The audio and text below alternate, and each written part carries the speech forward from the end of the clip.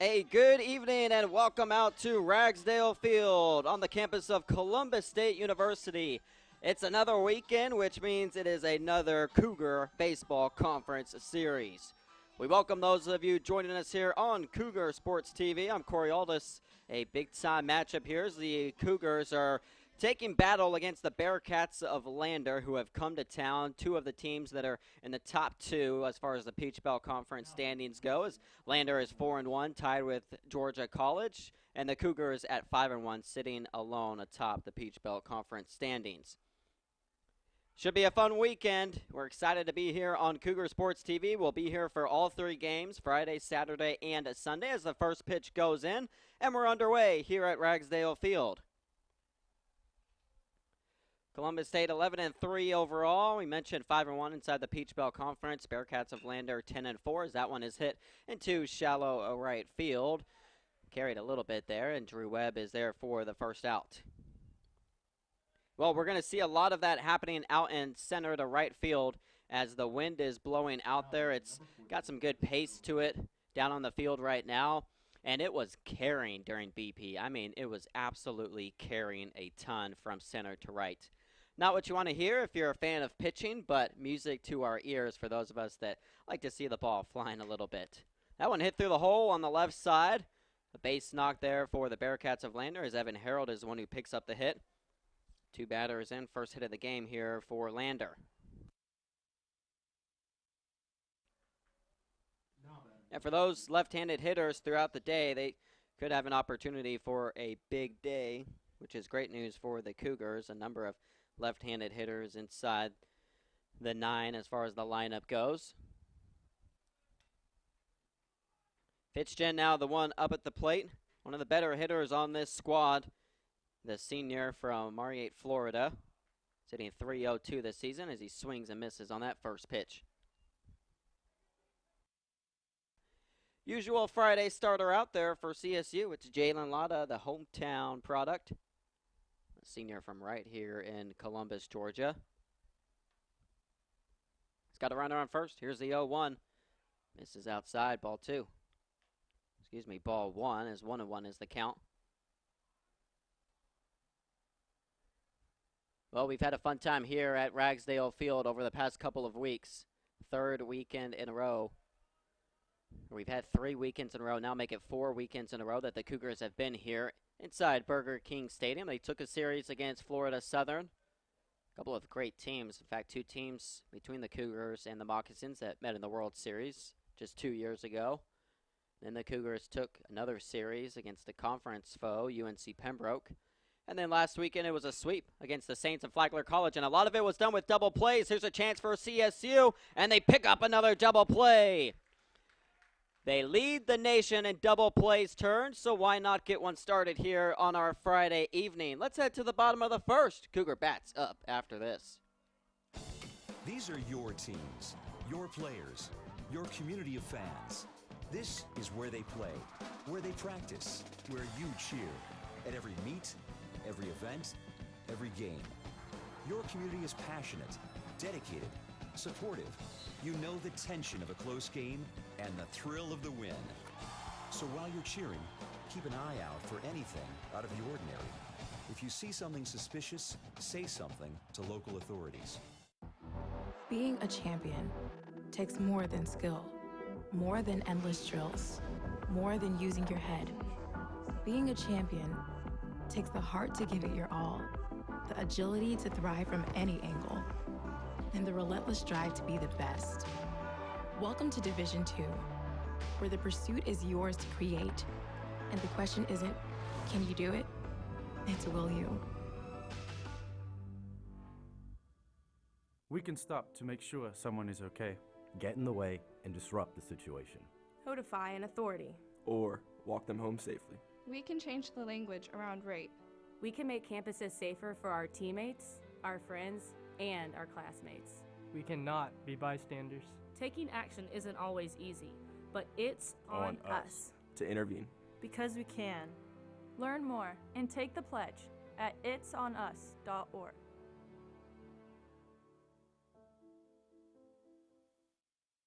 Opportunity to me means doing the things that will make you a better future. I always dreamed of graduating from college. So being the first one in my family to graduate, it meant everything my parents sacrificed was paying off.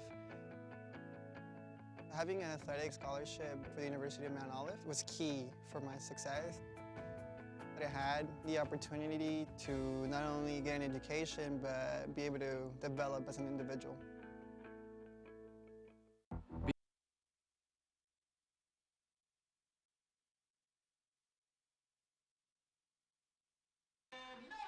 Well, why not get a double play to start your conference weekend off here at Ragsdale Field? The Cougars enter tonight leading the nation in double plays turn with 18 of them, and they pick up number 19 on the year, going around the horn 5-4-3 to end the inning.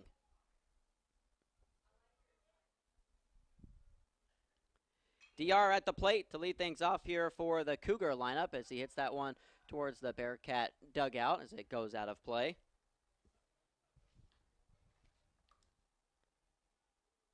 David Meadows, one of the new players on this Cougar roster this season. The JUCO transfer coming up from South Georgia State College. He's got a great following here already at CSU. As he hits that one, poked it over in the right field. It's going to track towards foul territory, though. Man, he didn't get a whole ton of that one, but it was still carrying pretty deep out. I'm telling you. Now, granted, having said this, there will probably be a combined 0 home runs today, but that ball has been carrying so well out to right center field. Got a chance for some big numbers here tonight.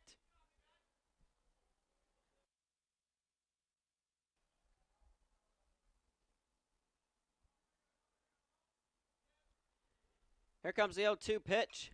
Fouled back. Pitcher out there for the Bearcats, it's Justin Walker, picking up his 5th start of the season. A redshirt senior from Coral Springs, Florida. He actually is a transfer up from Barry. Came up a couple seasons ago. Here's the 0-2 again, high and inside. Pitched for the Bearcats last season, made 6 appearances, just 6 2/3.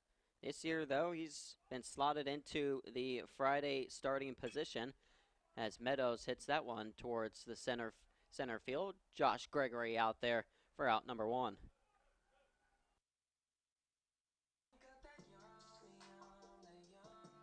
Yeah, just like Lata, this is his 5th start of the season. Started all 5 that he's played in. He's got a 3.91 ERA, 23 innings. He's given up just 10 runs with 26 strikeouts for the senior.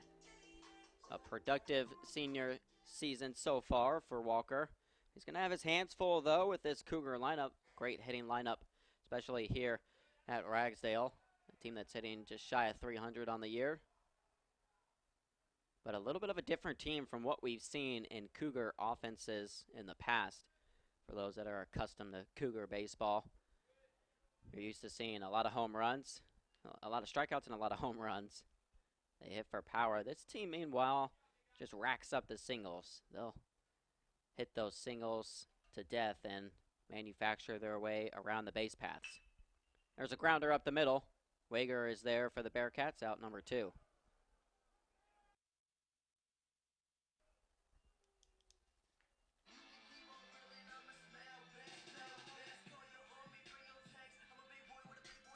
Two quick outs for CSU. It brings Robert Brooks up with the bases empty. He was one of the guys hitting them out during BP, and he was a little upset that he wasn't left-handed and up at the plate as a lefty because the ball obviously carrying out well towards right. So he's going to need an opposite field hit there to carry one of those out. Unlike his usual ones that he really likes to turn on as a righty. That one inside on him, ball 1.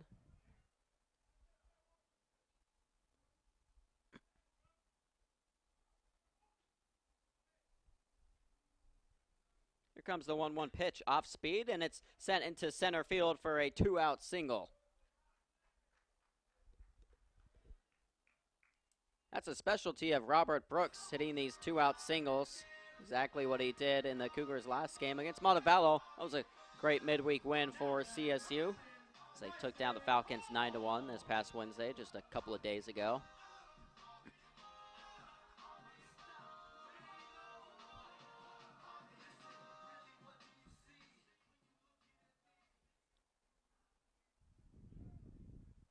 So CSU has a runner on, and here's a left-handed power hitter at the plate. This is what you want to see right now. If you're CSU, Bryson Horn up there with a runner over on first base.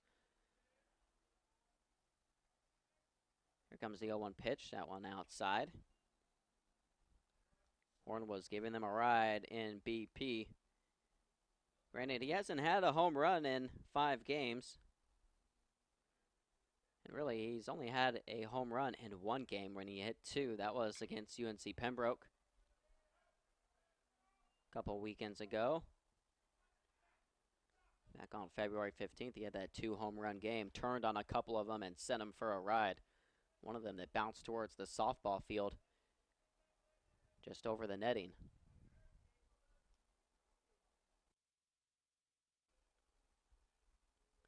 Walker's ahead in the count, though, 1-2. Brooks over on first. Horn at the plate.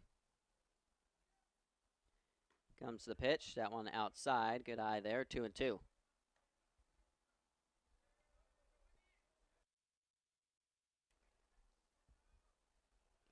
Even though he's only got 2 home runs, Horn does have 5 doubles on the season. One of the leaders, not just on this team, but inside the Peach Belt Conference with a .377 batting average through 14 games of play.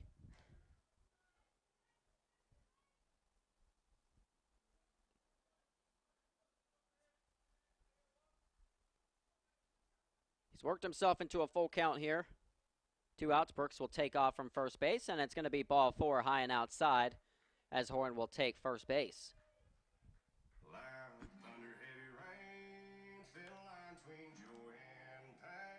Cougars trying to get a little bit of a 2-out rally going here. Runners on first and second with Drew Webb coming to the plate. A senior from right up the road in Midland, Georgia, out of Brookstone High. I was talking with him pregame, and he was mentioning what's up with the midweek games. The midweek games just apparently aren't his cup of tea. The only 2 games of the year that he hasn't collected a hit in has been the 2 midweek games. The one against Albany State, and then just a couple days ago against Montevallo. 1-0 pitch, settles in for a strike, makes it 1-1.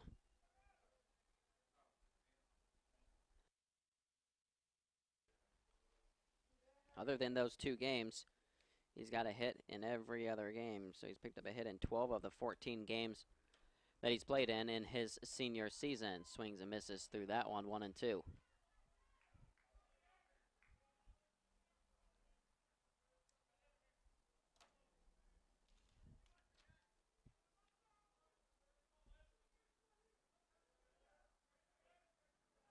Walker looks over.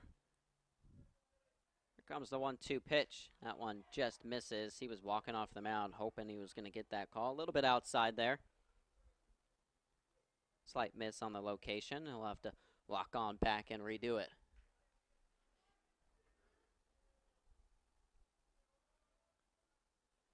It evens up the count, 2-2 with 2 down and 2 on. Deuces wild out there for CSU as that one skied high.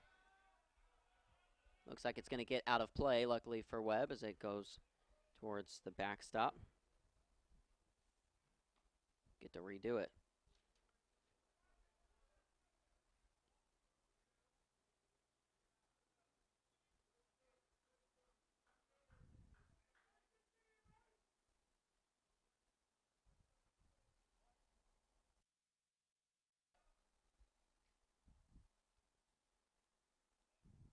Walker resets. Here comes the 2-2 pitch with 2 down. He went off speed, and Webb just stays alive there once again. So we've got a 3-game set here at Ragsdale Field. Tomorrow's game scheduled to start at 2 p.m. and then the Sunday game at 1 p.m.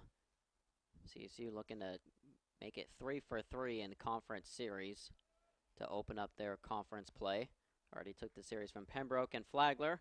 Want to keep it rolling, especially if you're going to be playing here inside Burger King Stadium.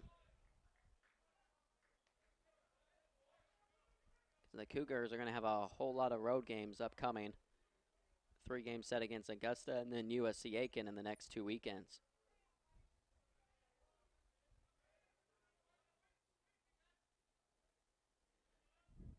Webb's got himself a full count now with 2 on. The runners will take off. It's a comebacker up the middle, and it goes off the foot of Walker.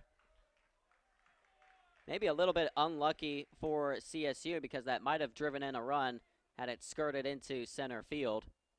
Walker just stuck his foot out there, bounced off his heel, and it loads the bases.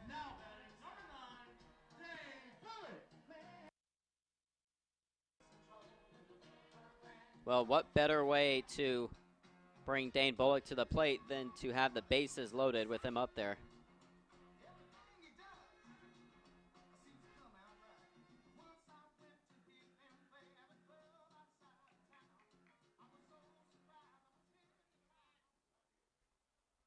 One of the best hitters on this entire roster and probably the hottest hitter on this Cougar squad is up at the plate with the bases loaded, the senior from Fayetteville, Georgia. Bullock's got 14 RBIs already this season. 3 homers, 5 doubles. He was cranking them as well in BP. Here comes the 0-1 pitch, off speed, fouled back, 0-2.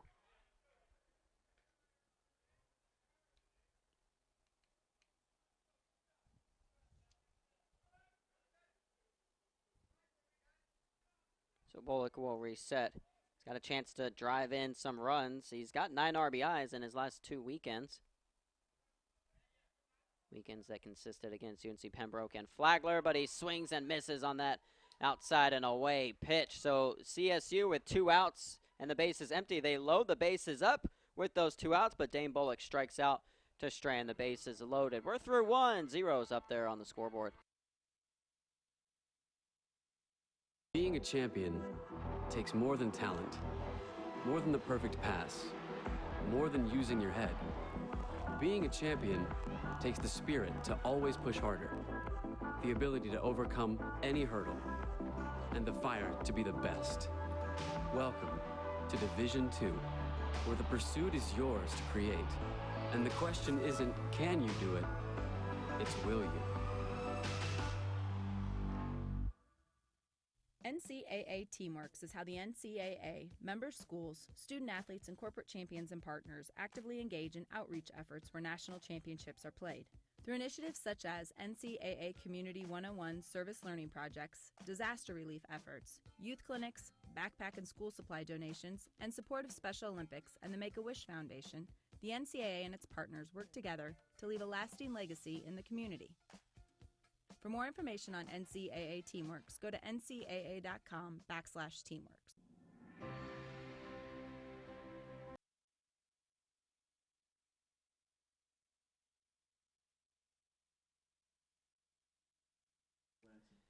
Well, Justin Walker works himself out of a jam in the opening inning for the Bearcats. Got 2 quick outs, then loaded the bases up with those 2 outs before striking out one of the best hitters inside the entire conference. It's a big-time strikeout recorded there by Walker on the mound. Keeps those runs from crossing the plate for CSU. 0-0 as we enter the top of the second here on Cougar Sports TV. Walker, by the way, one of the top strikeout getters inside the entire Peach Belt Conference. Actually ranks just outside the top 50 in the nation right now in strikeouts, as that one has hit a ton to center field. Back goes Curley. He's going to look up at that one. A solo home run by Rory Glanton puts the Bearcats on the board.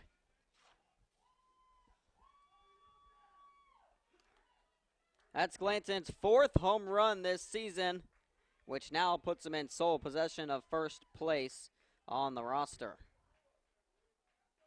Him and Gregory were tied with 3 home runs apiece.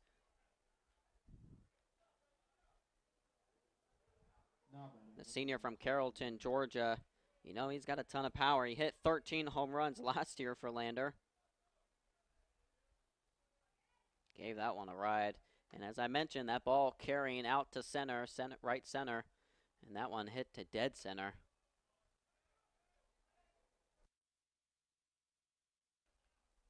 Could be a sign of things to come for, unfortunately, 2 great pitchers up there on the mound. That one hit into right field. Webb, though, gets a good jump, comes up and snags it in the air for out number 1.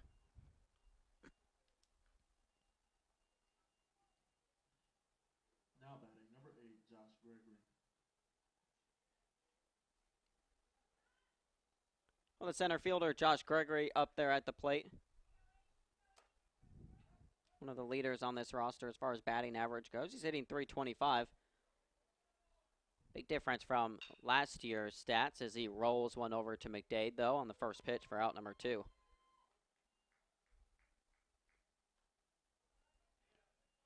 So after giving up that solo home run, a great bounce back here by Jalen Lata. He's thrown just three total pitches to the past 2 batters.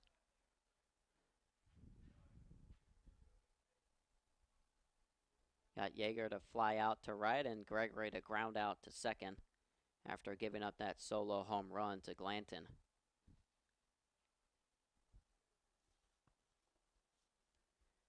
By the way, that home run given up by Lata, just the 3rd home run that he's given up all season. We'd like it to be a little bit similar to his last start against Flagler College. He had a little bit of a rough start to that game, and then all of a sudden he was just mowing everyone down. Made it through 7 strong, gave up just that 1 earned while striking out 8.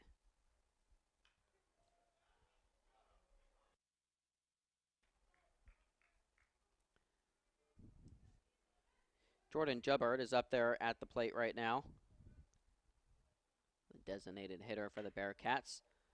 Turned on that one inside on his hands, but a little bit out in front of that one as it goes foul.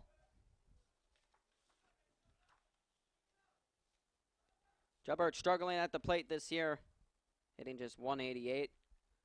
He's played in 8 games, and he strikes out for the 6th time this season. He'll go back to the dugout, but Lander gets on the board first here in the top of the 2nd, courtesy of a Rory Glanton home run, his 4th of the season.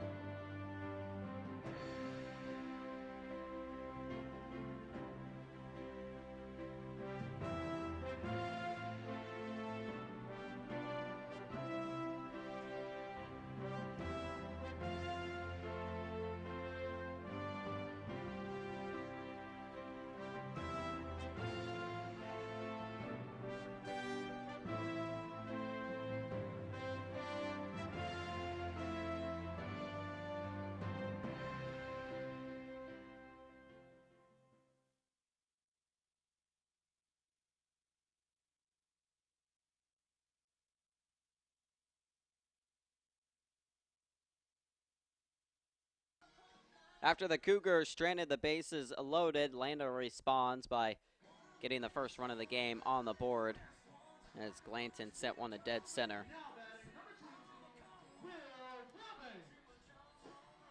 Wilbanks to lead things off here for CSU, so it'll be the 7, 8, and 9 hitters, Wilbanks, McDade, and Curley. Maybe what you want to see right now if you're CSU, some lefties up there right now at the plate.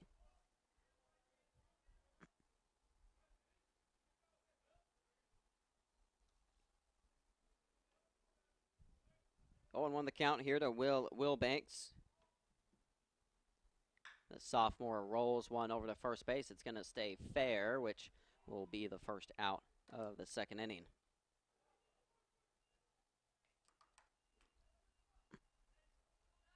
So we mentioned Walker making his 5th start of the year. Open up the season against Erskine. Didn't pick up the win, but went 5 innings. Only gave up 3 earned with 4 strikeouts. Then came back against Cedarville back on February 7th. Again, didn't pick up the win. Got a no decision in that one, even though Lander eventually won that one 7-5. But it's been his last 2 starts that he's really cranked things up, and both starts coming in conference play. As he sends the 1-0 pitch inside there on McDade.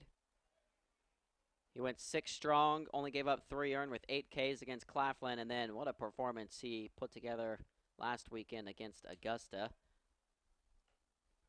Got the win against the Jaguars, going 7 innings, just 3 hits, 1 earned with 10 strikeouts.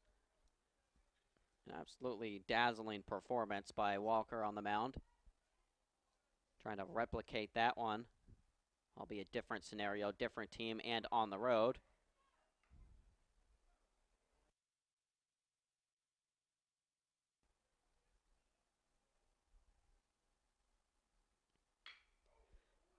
That one hit well into left field. It's going all the way back, and it's going to bounce at the warning track, hit the wall. McDade's going to have himself easily in there to second base for a stand-up double. Again, the ball not carrying out to left, so not as nice if you're a pull hitter for those right-handed hitters. Otherwise, if it had been a lefty like the one at the plate, that one's going out of there. But we'll take a double as it puts McDade in scoring position for Connor Curley. How about Connor Curley? One of the leaders on this team in RBIs. Now sitting in third. He was tied for first before Montevallo's game happened this past Wednesday. He's got 13 RBIs on the year.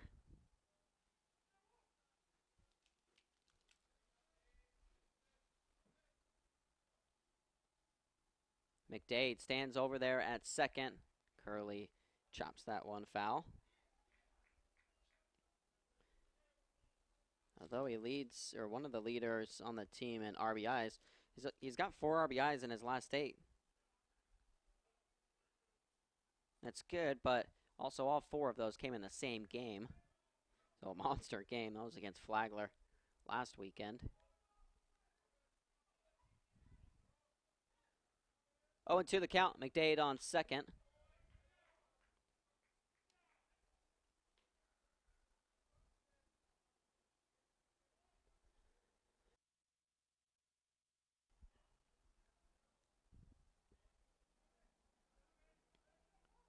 Curley, the sophomore from Cumming, Georgia.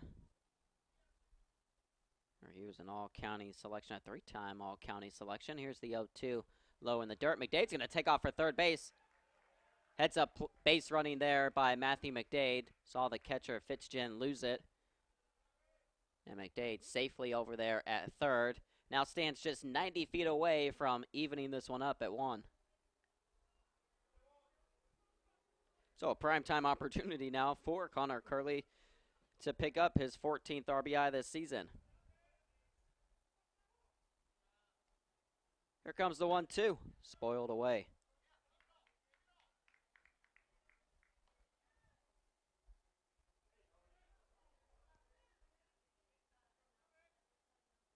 Curley has shown some power.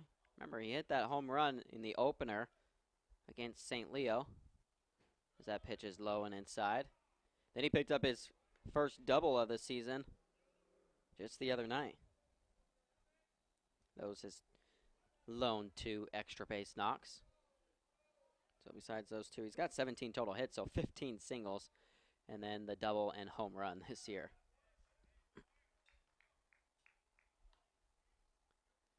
But this is a guy that can really get into a battle with you at the plate, and he's demonstrating that one here in the 2-2 count as he's fouled off a couple of pitches.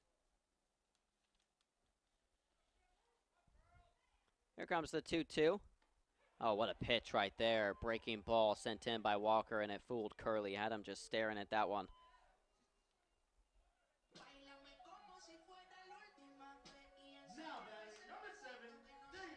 Clutch pitch sent in there by Walker to record the strikeout.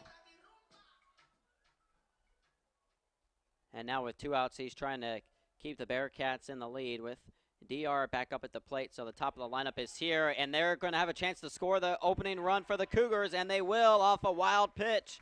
Matthew McDade sliding in safely as Fitzgen couldn't quite get to it in time. Well, you're not even going to need Meadows to swing the bat to score the first run of the game for CSU as McDade comes home. He went to third on a wild pitch, and he comes home on a wild pitch.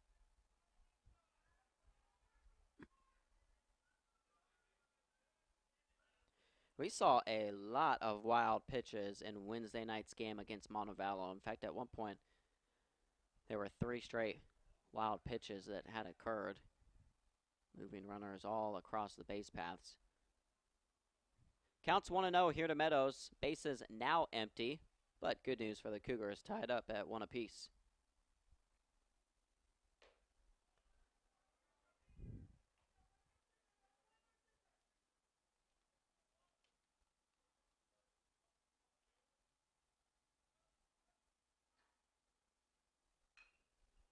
That one fouled there by Meadows.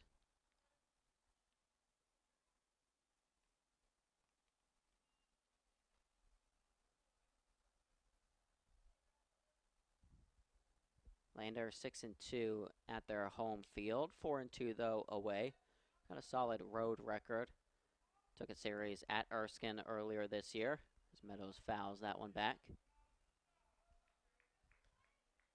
And they went 2-0 against Claflin. They had that last game canceled due to inclement weather.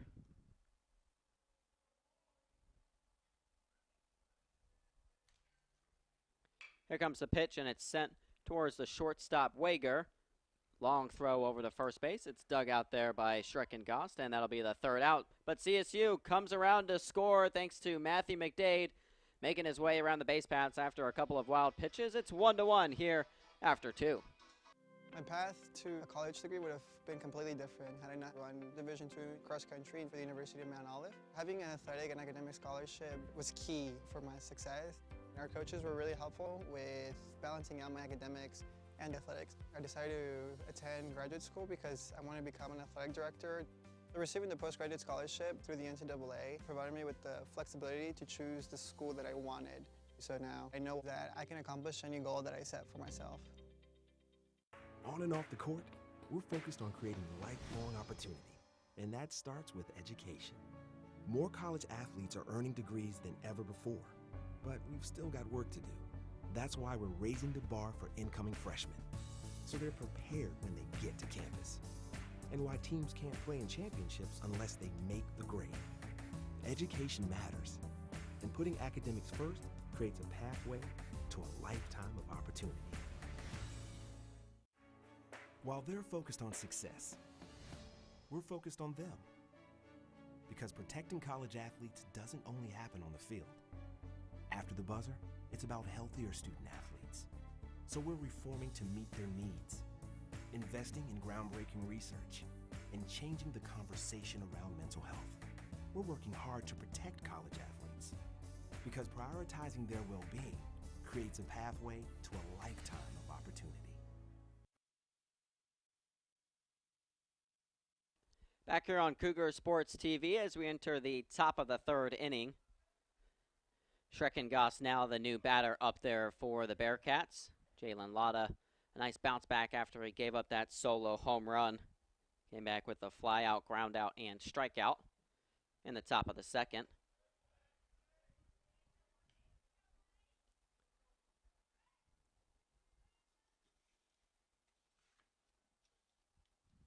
Left-handed hitter Schreckengost, the senior, up at the plate right now from Winter Garden, Florida. Sitting just 205 this season, but he's been a regular starter within this Lander lineup throughout his entire career. 1-2 pitch is skied high in the air into foul territory. Horn is over there and makes the grab for out number 1.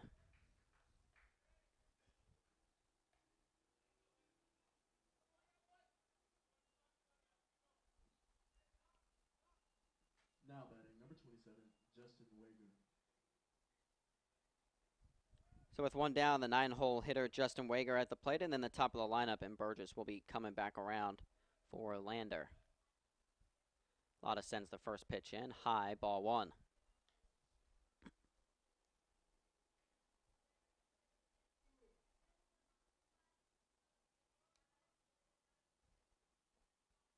Pitch number 2 was swing and a miss.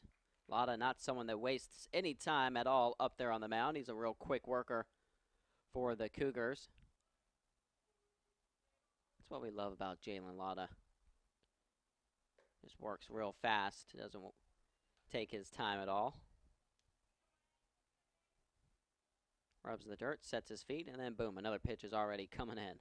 2-1 the count with one down and the base is empty.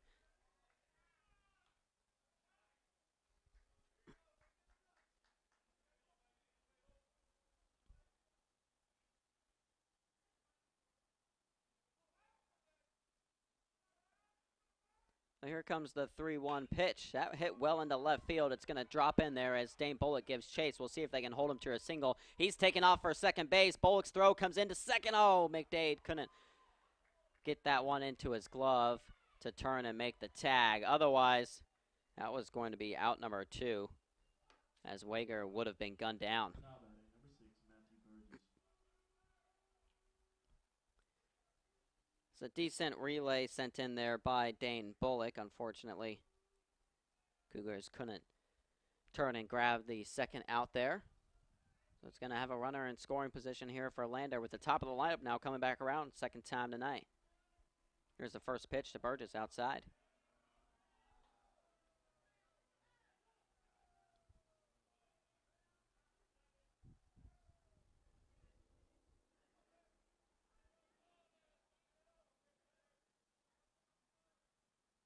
Lata looks back at second, goes off speed as it's hit again towards foul territory. Bryson Horn for the second time this inning grabs one over there on the right side of first base, this time for out number 2.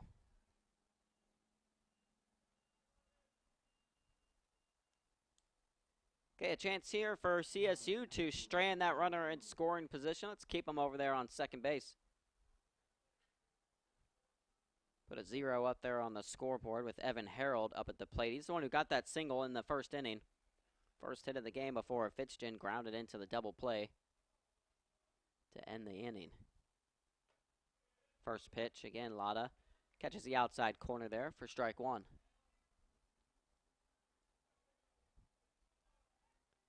He's been going to his off-speed pitches often here tonight. Here's the 0-1.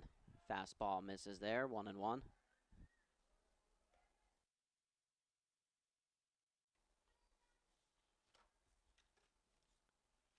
Lata has been superb this season on the mound for the Cougars, as he's now been inserted into the new Friday starter for CSU this 2020 season. Saturday starter last year, and then he actually came out of the bullpen his sophomore and freshman seasons. 24 appearances his sophomore year, every single one of them out of the bullpen. He was kind of that middle relief guy. Pitch a couple innings, usually like 7th, 8th innings. 6, 7, 8. Either middle relief or set up for CSU to come in and shut the door.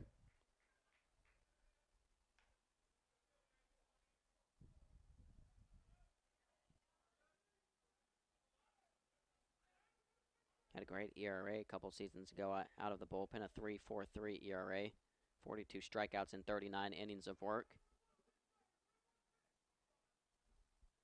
2-2 the count, runner on second base, 2 down, just misses.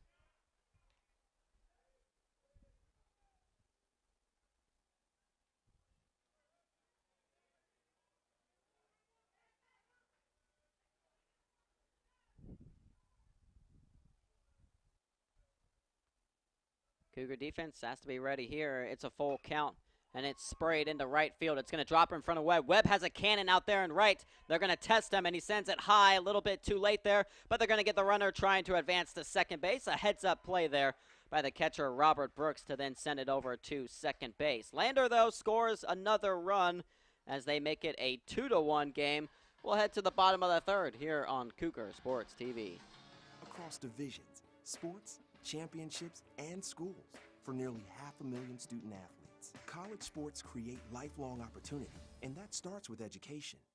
We've raised the academic bar, so more are earning degrees, creating healthier campuses by working with the nation's brightest minds, and making sure more have the chance to succeed and are supported on their journey. But beyond the numbers, it's about opportunity, and we're working to provide it for every student athlete.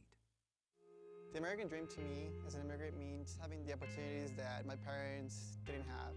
Being the first one in my family to graduate, it meant everything my parents sacrificed for me to get to this point. It was paying off. Estoy muy orgulloso de Michael por haberse graduado de colegio. My path to a college degree would have been completely different had I not had a scholarship. It would just relieved a lot of the financial burden. We can stop to make sure someone is okay. Get in the way and disrupt the situation. Notify an authority. Or walk them home safely. We can change the language around rape. We can make campuses safer for our teammates, our friends, and our classmates. We cannot be bystanders. Taking action isn't always easy, but it's on us to intervene. Because we can. Learn more and take the pledge at itsonus.org.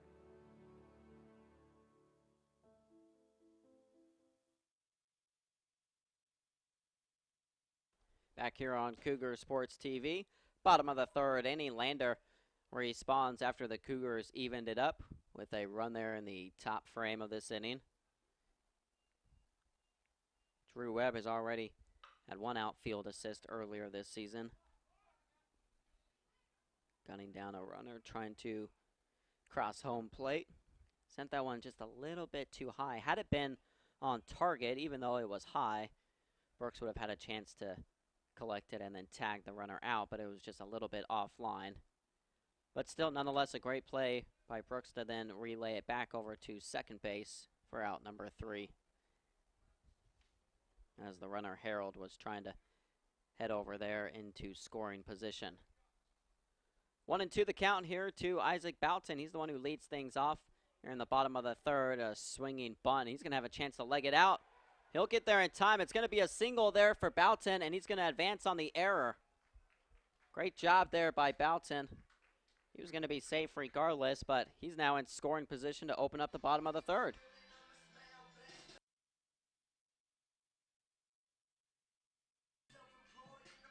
Now batting number 19, Robert Brooks.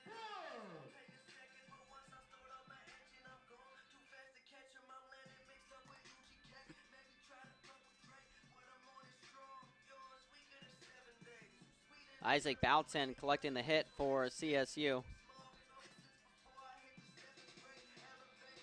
He's got a 5-game on-base streak now for the Cougars.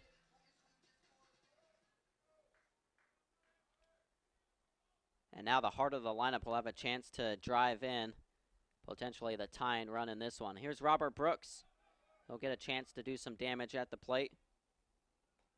He singled his first time up. He's the one that started that 2-out rally. Brooks hit the single. Horn walked. Webb hit a single. Loaded the bases, but Bullock ended up striking out, stranding all 3 out there.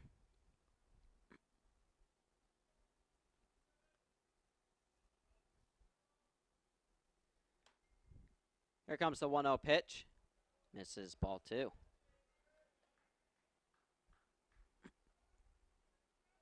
Well, I jinxed things for Robert Brooks in the last game. He scored a run in every single game except one. I had mentioned to him beforehand, last game of the series against Flagler, that he had scored in every single game. And then, of course, he doesn't score in that one. They're going to hold the runner over at third base. So it'll put runners on the corners. Another hit, though, for Robert Brooks. That's a single up the gut. Yeah, I mentioned to him in BP last game of this series against Flagler that, hey, man, did you know you've had a run every single game this season? I think at that point it was, 12 games in? So 12 for 12 he had scored in. And then he looked at me and said, well, thanks, man. I'm not going to score this game then. And as it turned out, yeah, he didn't end up scoring. Baseball, tell you. A game full of superstitions.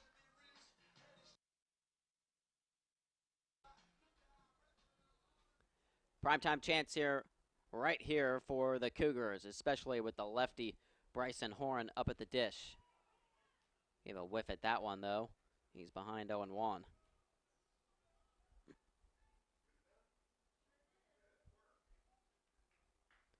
He walked his first time up.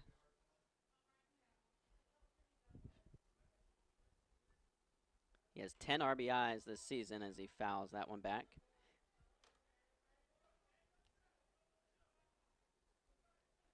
He's one of the transfers for CSU, one of the JUCO transfers that's been inserted into the starting lineup. A couple of those here for Columbus State in this 2020 season. Horn coming to CSU from Georgia Highlands College. 0-2, check swing. Did he hold up? Yes, he did.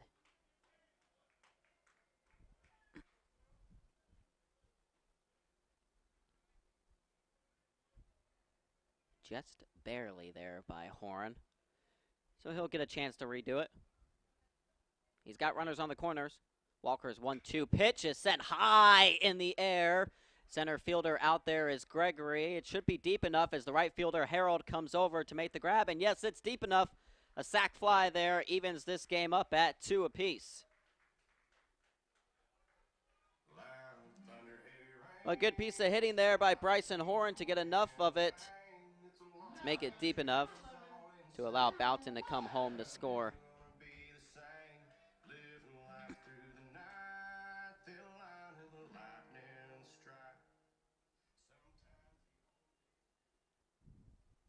An immediate response by the Cougars in both of the last 2 innings after Lander had taken a 1-run lead each time.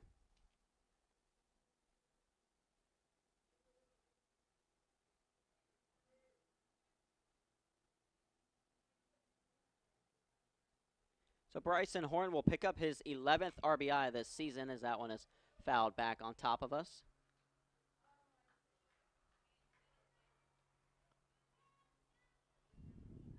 Got a plane flying right above us right now. It's a chilly night here in Columbus, Georgia. Of course, all of these baseball games that we've had lately have been cold and cloudy ones. Clouds in full effect out there. With the sun having set, temperatures have dropped here at Ragsdale Field.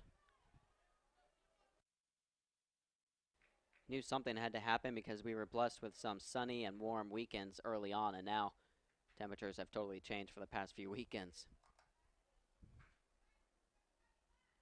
Webb behind 1-2. Looks at that one low, 2-2. He picked up that single in his first at-bat that went off of Walker's heel. Pitcher Walker just stuck his foot out there. It was a comebacker up the middle and got a lucky bounce off his foot. Here comes the 2-2. Fastball misses. Full count.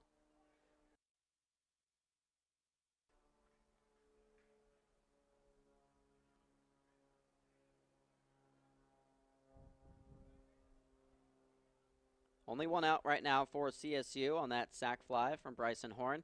Here comes the payoff pitch, off speed, just staying alive.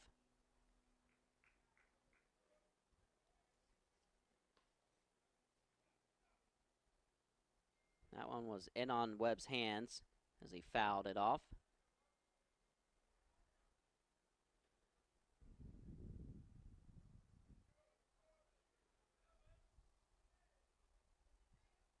Right-handed hitter steps back in and rips one down the third baseline into left field. That's going to track all the way back towards the warning track. They'll probably hold Robert Brooks over at third, but Drew Webb, he's going to have himself a stand-up double as he gives a kiss to the Cougar dugout. Now batting number 9, Dave Bullock.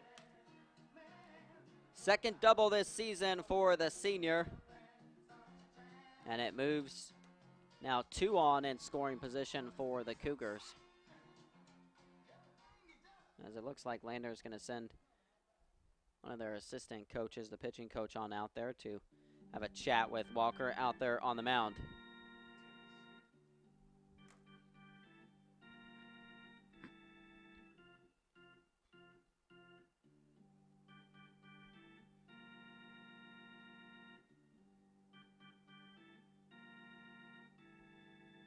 Well, Dane Bullock is going to have himself another scenario just like he did in the opening inning.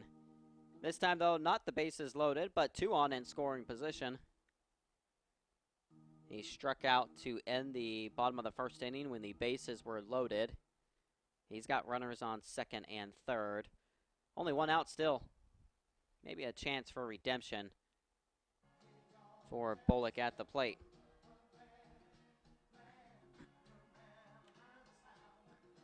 He had 11 home runs and 11 doubles for Columbus State last year. He was a newcomer. Came up from Gordon State Junior College. What an addition he was to the Cougar lineup last year. You could just tell he was going to be a big-time addition when you would watch him in BP, and the power that he has at the plate, the ability to just drive that ball through the zone and get it out of here. See if he can maybe do that here at the plate. He was going for the fences on that first pitch. It was going to be a ball as he missed on that one that tailed outside.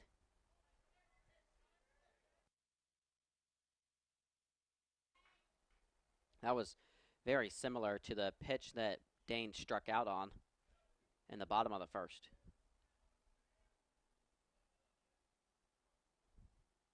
Here comes the 0-1, goes right back towards that area, 1-1.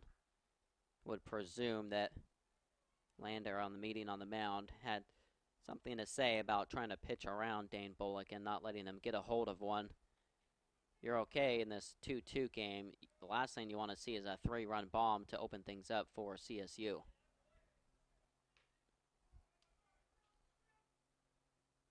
don't want to give someone like Dane Bullock anything to swing at down the middle of the zone. So all 3 pitches have been out of the zone here in this at-bat to Bullock. Here comes one that settles in. Threw him off as he went off speed there on the breaking ball. Slight hesitation there by Bullock.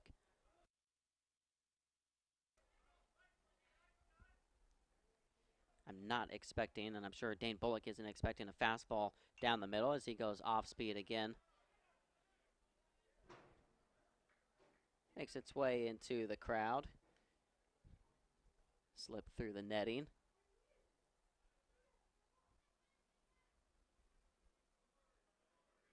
Two and two the count, only one down. Runners are Webb and Brooks at second and third base for CSU. Bullock 3 home runs and 14 RBIs this season as he fouls that one back to stay alive.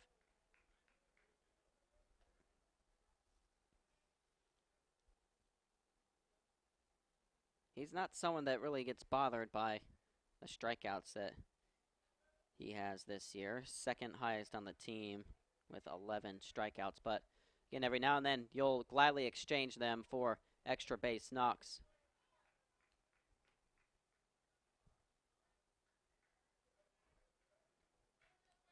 Eight extra base hits, 17 in total for Bullock this year. He's in a battle here with Walker. Walker's been avoiding the fastball pretty much this entire AB. Here comes the 2-2 pitch. There's a fastball that's fouled out of play. Oh, it actually bounced off the light. Hit the light pole out there in right field. It came back into fair territory on the infield.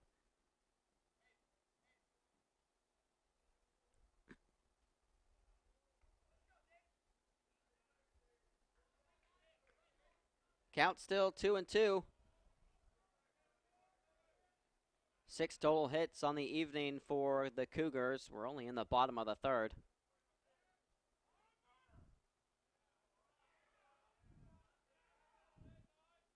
They're going to have a chance to add to it here. Only 1 out and 2 on in scoring position. Bullock's done a real good job protecting the plate here in this at-bat. Here comes the 2-2 pitch. It's hit well, driven into left field. Stay fair, ball. Oh, just foul. Would have played it 2 there, as Columbus State could have jumped out in front. About a foot to the left. Just kind of curled that way. So Bullock, after fouling off all those pitches, fouls another one that just missed, becoming a 2 RBI double. So he'll get a chance to do it again. The 2-2, low, ball 3.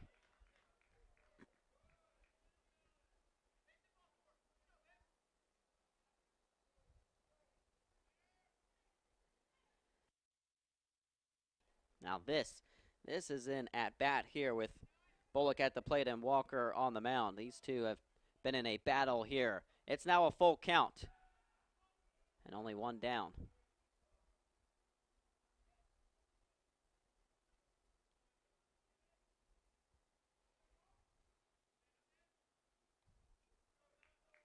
Bullock, a very aggressive hitter at the plate. We'll see if Walker gives him anything here. The 3-2, fouled straight back. It's a great eye there by Dane Bullock, seeing that one in and staying alive.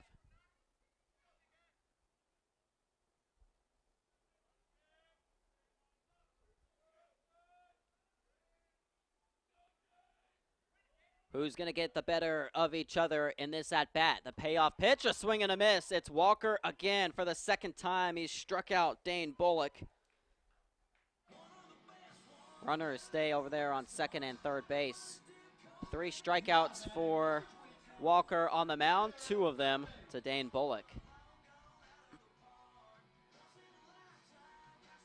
And that one was massive, just as big as the first one when the bases were loaded back in the first inning for Bullock. So back-to-back Ks as he starts 0 for 2, and now Wilbanks just rolls it over to second base. Wow, the Cougars strand runners on second and third base. Couldn't get any of them to come across, but they do get one back on the sac fly from Bryson Horn. It's 2-2. We're through 3 here on Cougar Sports TV. From court to court and lane to lane, under the lights or under the sun, no one delivers Division II sports like NCAA.com. The center of D2 is inside the NCAA.com hub, with exclusive highlights of every sport and live broadcasts of every Division II championship found nowhere else. Make NCAA.com yours, the home of Division II college sports. It's more than a whistle or a call. We're committed to giving college athletes a fair shot, on and off the field. Covering the full cost of attendance, because college costs go beyond tuition. Keeping dreams on track, regardless of performance or injury. And creating equal opportunities and inclusive environments. It's about respecting college athletes and prioritizing fairness to build a pathway to lifelong opportunity. As a student athlete in college, I first got involved with the NCAA at the national level. It was through the Student Athlete Advisory Committee, SAC, gave me an opportunity to advocate on behalf of all student athletes, to affect change and to make an impact. The NCAA is giving the student athlete a platform to voice their concerns and to be able to advocate for what's going to affect their well-being. The policies that are being put in place are speaking towards academics, they're speaking towards well-being, they're speaking towards fairness, creating a culture so that the student athletes have the best experience as possible.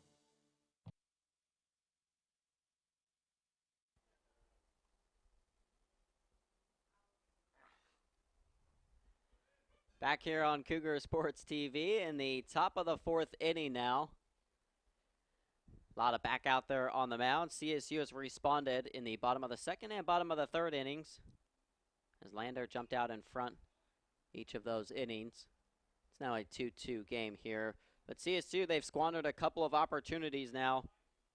Bottom of the 1st inning had the bases loaded. Dane Bullock struck out, and then here in the bottom of the 3rd, runners on 2nd and 3rd. Bullock strikeout and a Wilbanks ground out prevented any of those runners from coming across.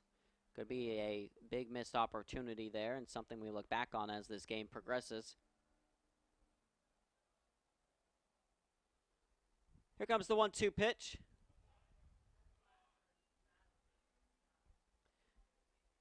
Well, for all of you Cougar fans out there, make sure you're following all of our social media at CSU Cougars on Twitter. You can stay up to date with all of the happenings around our athletics. Our tennis teams are in action in Oklahoma City. How about this?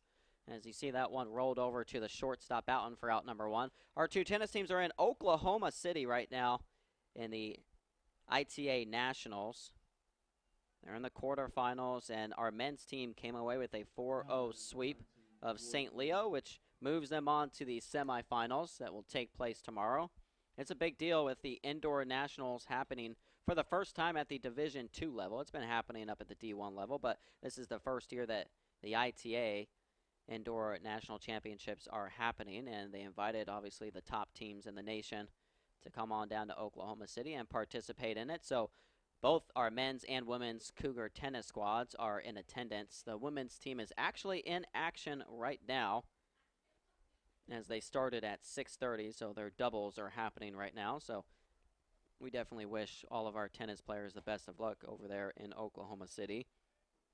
See if they can bring home an ITA national championship. It's kind of a precursor, maybe a little bit of a preview for the NCAA championships that will happen later on this year.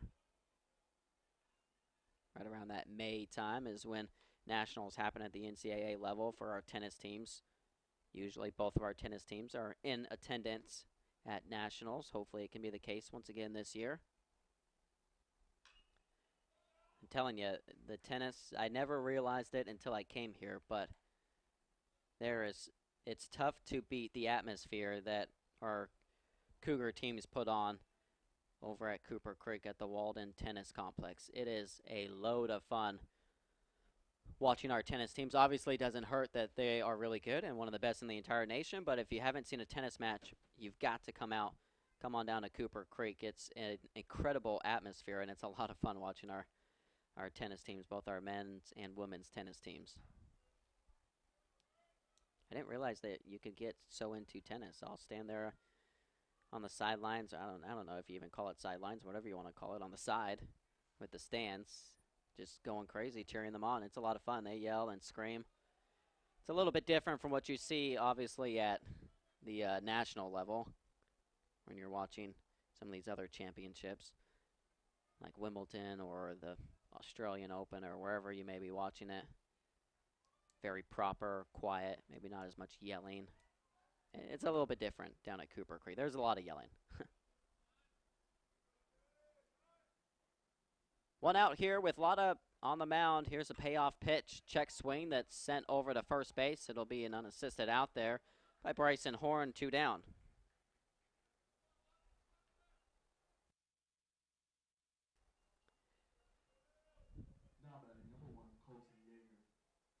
Base is empty here in this 2-2 game. Let's see if we can get a 0 up there on the scoreboard. Haven't had a 0 up there for the past 2 innings with Lata out there.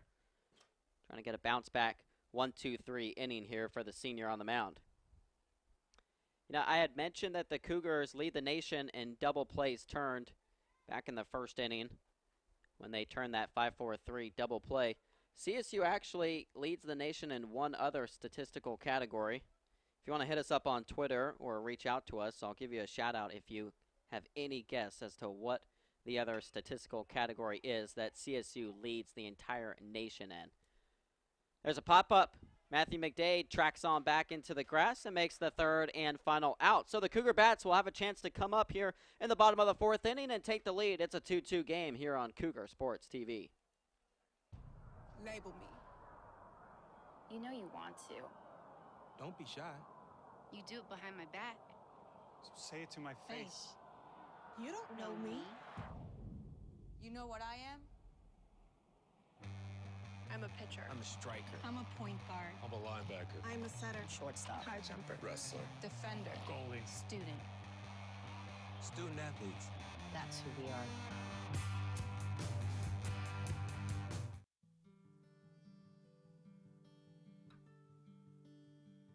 As Division II student athletes, we are committed to being our best.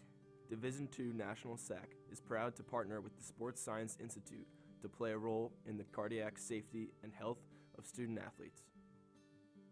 Although many student athletes with heart conditions live healthy, active lives, up to 10 NCAA student athletes die each year of sudden cardiac death during athletic activities. The facts are that immediate delivery of CPR and AED saves lives, so everyone should be CPR and AED trained. Please join us in this important initiative. Make it yours.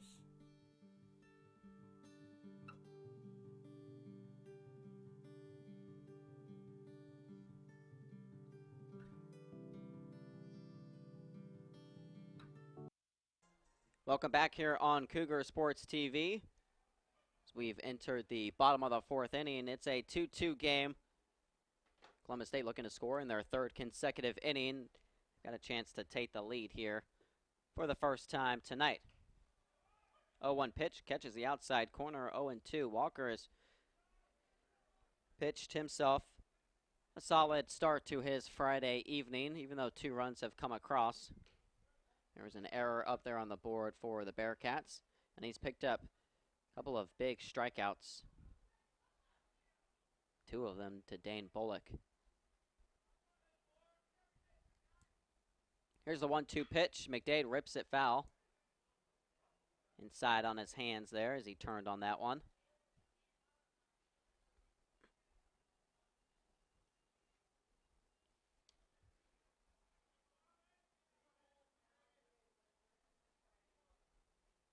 One and 2 the count, and a swing and a miss there as McDade will strike out for the Cougars.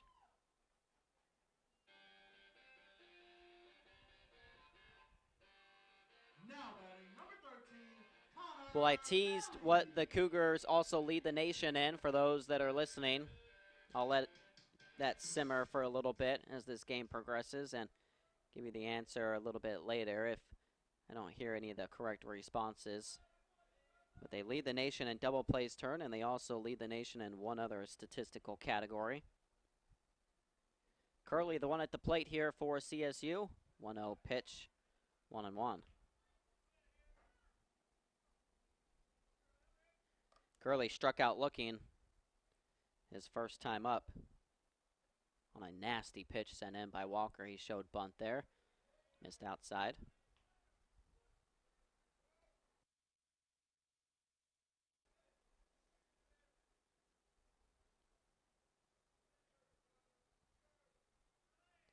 Here comes the 2-1 pitch. Fastball is ripped into right field. It's going to drop in for a base knock.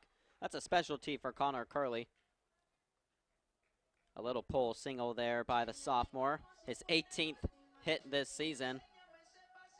16 of those 18 are singles.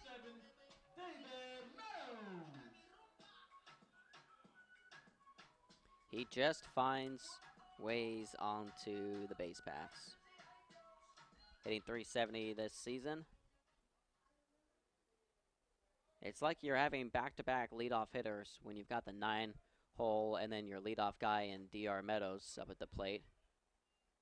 This is Curley, one of the fastest guys on the base paths on this entire roster, and he's hitting .370 this season with an OBP of .434. You've effectively got back-to-back leadoff hitters and two guys that can fly around the base paths.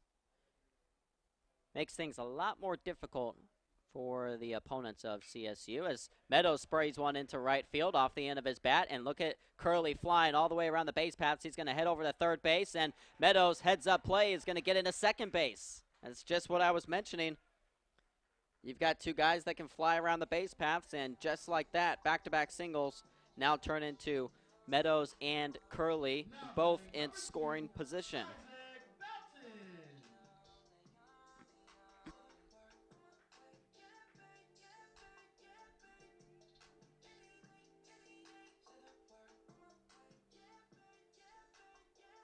Curley was easily into third base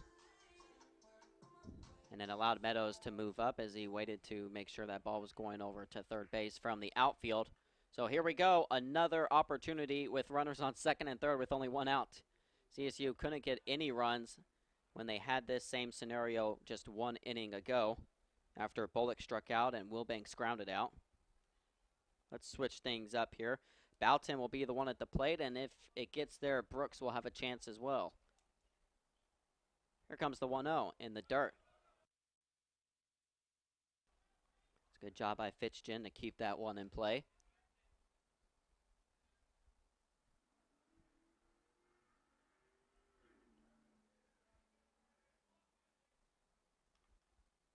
Walker in some trouble here as the Cougar bats. They're just trying to string together couple of hits.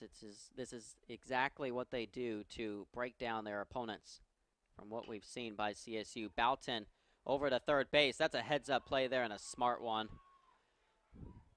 With it going that short to third base, probably a better decision to just hold up if you're Connor Curley. Instead, he tried to risk it, and he was out by a mile.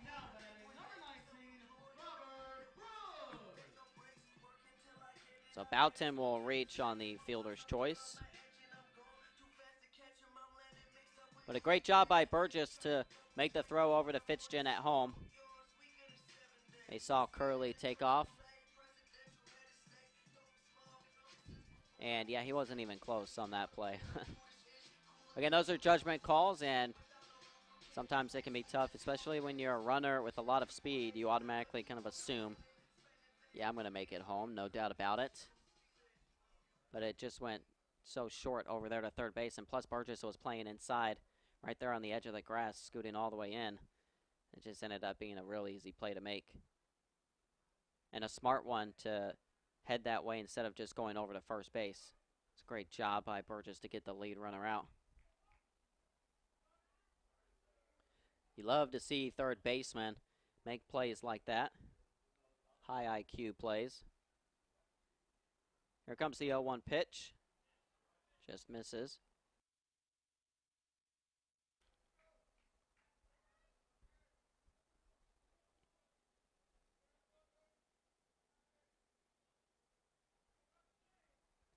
So Meadows is on third base, Boughton's at first base, and Robert Brooks is at the plate.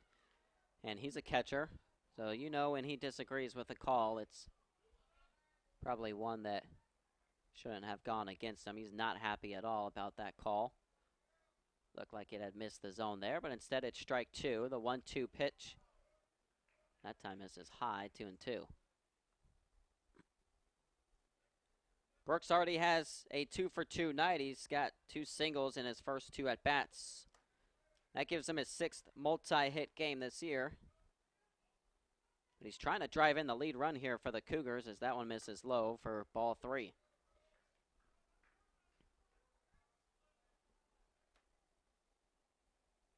He's 7 for 19 in his last 5 games coming into this one. Tack on a couple more hits for the junior. See if he can tack on an RBI. He's got 7 RBIs this season, but he swings and misses right through that one. The breaking ball working to perfection here for Walker. He gets out of another jam. The Cougars, with runners on second and third, with only 1 out, can't score again. We're still tied 2-2 here on Cougar Sports TV.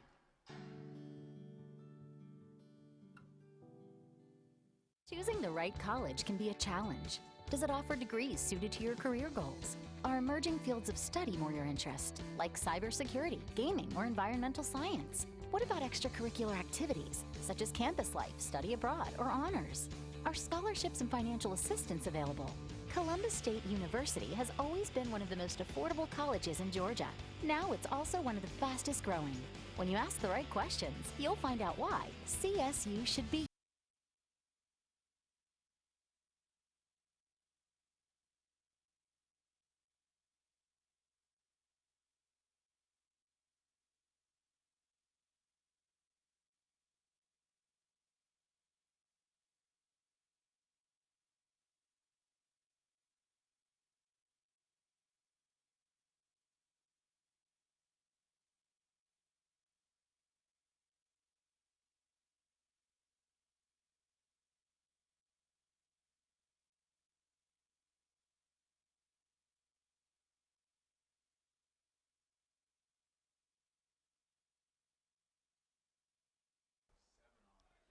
2-2 our score here as we head to the top of the 5th.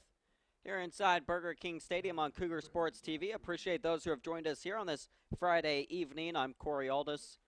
We'll be here all weekend long, Friday, Saturday, and Sunday, a 3-game series with the Bearcats of Lander, who have come to Ragsdale Field to do battle against the Cougars. CSU trying to remain in the top spot in the Peach Belt Conference standings. They've got the lead up top right now with a 5-1 overall conference record. Lander, though, nipping at their heels at 4-1. They're tied with Georgia College in second place, both of them at 4-1. And then North Georgia in fourth over at 7-2. Here comes the 1-1 pitch. High and inside.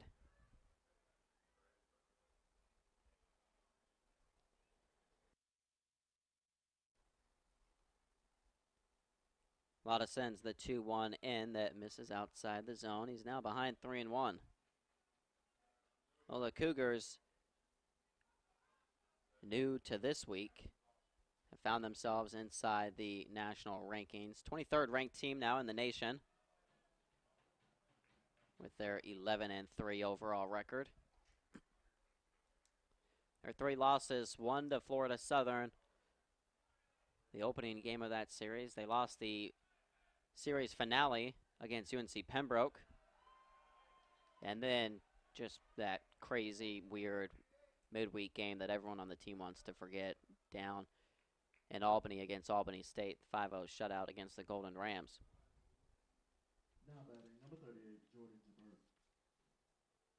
Jabert will be at the plate after Gregory drew himself a walk, so he's over there on first base for the Bearcats. First pitch sent in, and it's hit into left field for a single. So a walk and a single is going to put 2 on here for Lander. And only 0 outs out there for CSU. So this is a opportunity here for Lander to put themselves back in the lead. And it's the bottom of the lineup getting it done. Now batting, number 18, Nathan Schreckengoss. Schreckengost up at the plate. popped out into foul territory to Bryson Horn back in the 3rd inning.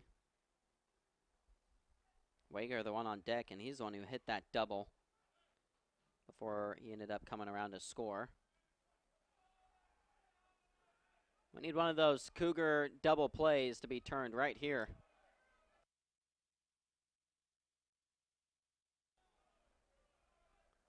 Let's draw up a Cougar defensive specialty.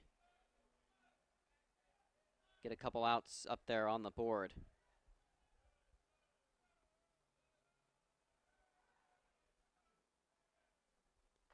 Here's Schreckengost, swing and a miss there. Evens the count at 1-1.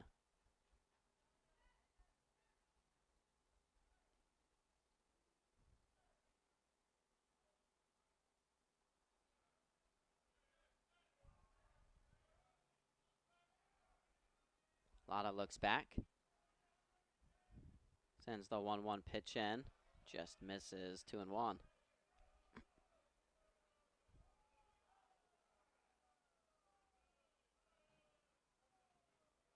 Some work to do here for Jalen Lata on the mound. So he's trying to work himself out of a jam. Here's the pitch. Hits the zone there, 2-2.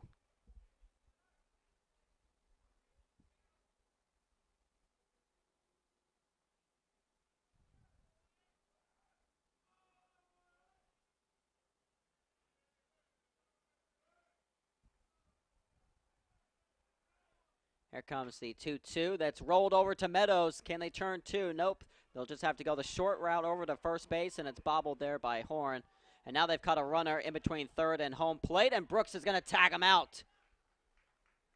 Great job there by CSU. I know they weren't able to turn the double play, and then Horn couldn't dig it out at first, but they recovered well to get the runner out, stuck between third and home plate.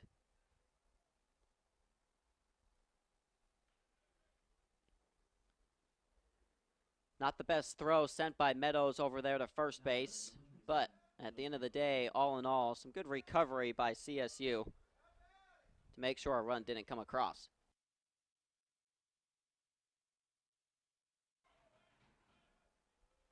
So the runners advance over to second and third base after the rundown between third and home plate. Schreckengost originally got there via the error from Meadows.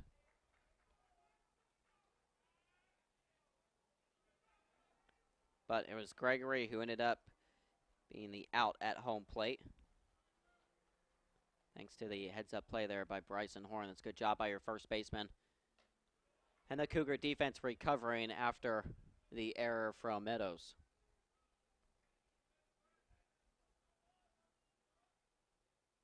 Still doesn't get any easier because now they've got runners on second and third, both in scoring position for Wager, who I mentioned doubled in his first at-bat.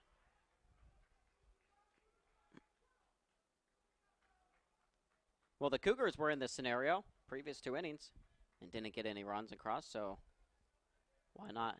Let's let it happen to Lander now. Return the favor. Runners on second and third with only 1 out. See if they, too, can get 0 runs up there like CSU has the previous 2 innings.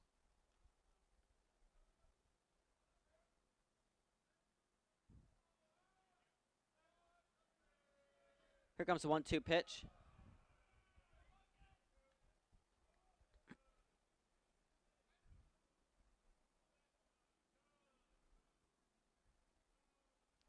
Not a peep in either bullpen right now for CSU or Lander. All is quiet on that front. 2-2 pitch, misses low, ball 3.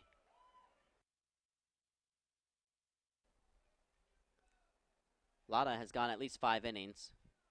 That was his shortest outing, the opener against St. Leo. 5-inning effort from Lata. He went 6 against Florida Southern and then 7 in his last 2 against Pembroke and Flagler. Sent over to third base. So the Cougars now go home. They make the same play, and they've got runners caught at third base. 2 runners are there. They're going to have to tag out the runner to give them 2 outs. Another great job by the hot corner defense. This time it's CSU and David Meadows helping the Cougars to get out number 2. Umpires are discussing who is out. And they get it correct. That's a great job by Robert Brooks to tag both runners just in case to make sure that the out would be recorded. But the runner that was over on second base in Schreckengost is the one that should be out and is sent back to the dugout. As Jabert had slid back into third base safely, and he was originally on third base, so it was Schreckengost who crossed him up there.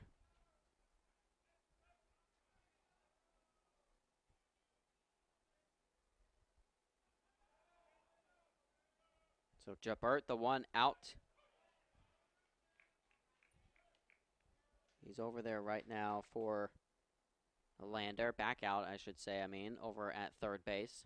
Runner is on first and third, but 2 outs. So the Cougars just need 1 more out. Here comes the 0-1 pitch, spoiled away. Seen some weird defensive plays here in this one. But both of these two teams, they're just kind of mirroring each other out there defensively. Both teams have had a runner over at third base. Caught trying to head on home on a little grounder over there to third. And now the Cougars get out of the inning. Big time job there by Jalen Lata. He pitches his way out of a jam. Put that 0 up there on the scoreboard. It's still tied 2-2 here on Cougar Sports TV. There are over 480,000 college athletes. Only 2% would go pro. That means over 470,000 will not get a shoe contract. No autographs. No private jets. No fan clubs. No Hall of Fame inductions. Instead, they will walk away with something much more valuable.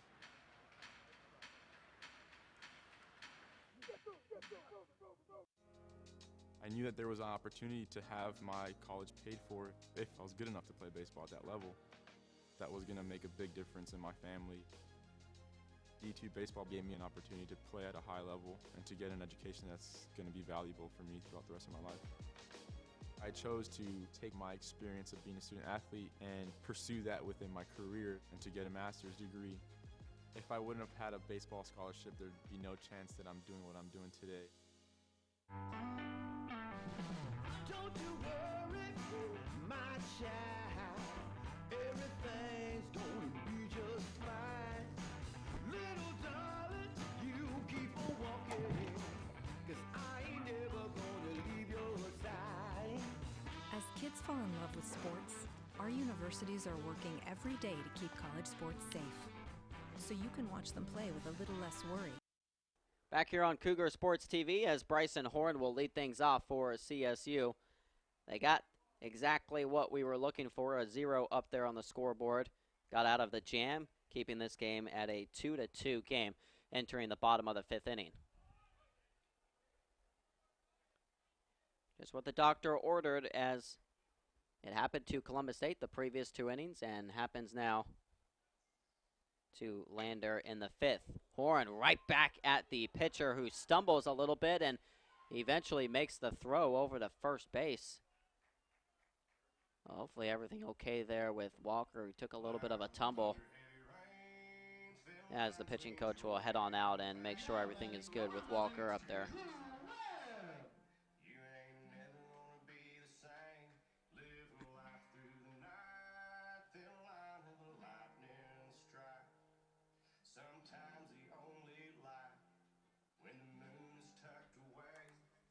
All looks well for Walker, who's been pitching superbly this evening. He has thrown over 100 pitches, though, already.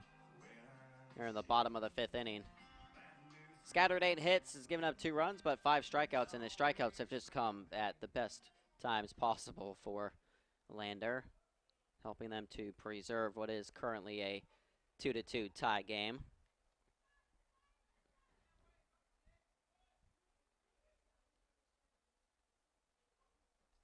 Here comes the 0-1 pitch. Brooks rips that one, or excuse me, Drew Webb, that is, rips that one into left center field, as Webb is going to get himself on the base paths. His 3rd hit already for CSU.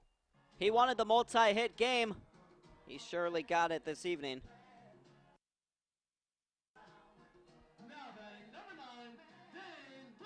Can't wait to talk with Webb about his evening tonight. Now a perfect 3 for 3 at the plate.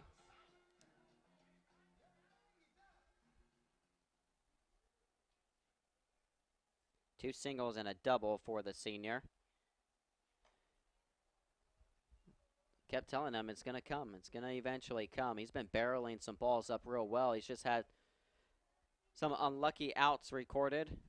Some superb plays made in the outfield defensively against Webb. And he keeps racking up the hits every game, or the hit every game, I should say. But he can't get that multi-hit game as he takes off and easily steals second base. He's only had one multi-hit game all year, even though he's been picking up hits. He's got a hit in every single game except the two midweek games.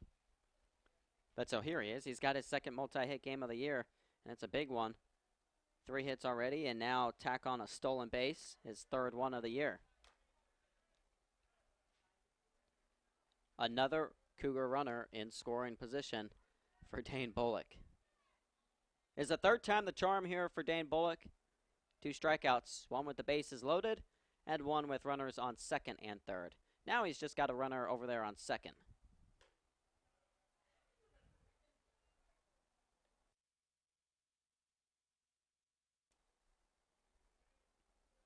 See if this can be the magical time and at-bat for Dane Bullock to come through for CSU. He's way ahead in the count. He's looking at a strike all the way, 3-1.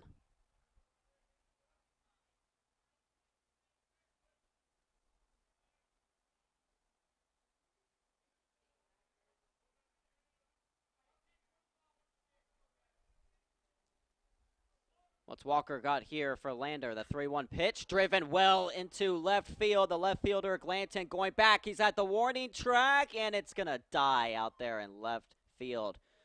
My goodness. Hit that one a ton in the air, and it stopped at the warning track.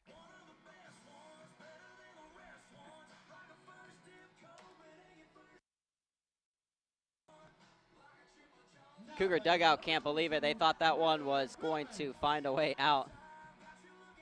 Just missed by a foot.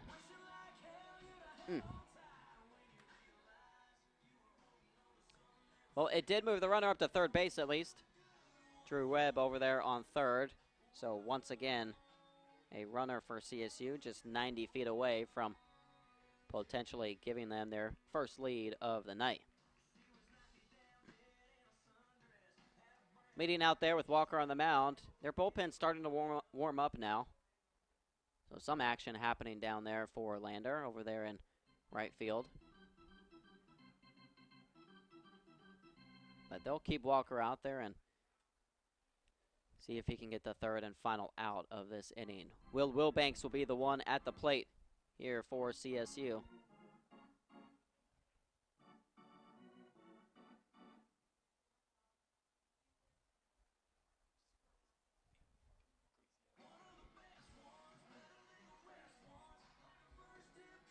Wilbanks 0 for 2. Grounded over to first base and second base.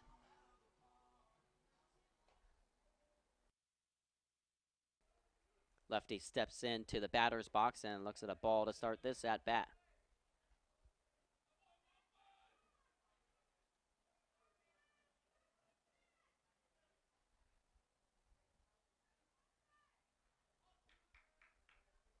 Here comes the 1-0 pitch. That one driven into center field. Center fielder Gregory coming all the way up. It's going to drop in there. A little bloop out there into no man's land. Will Wilbanks delivers for CSU his 8th RBI this year.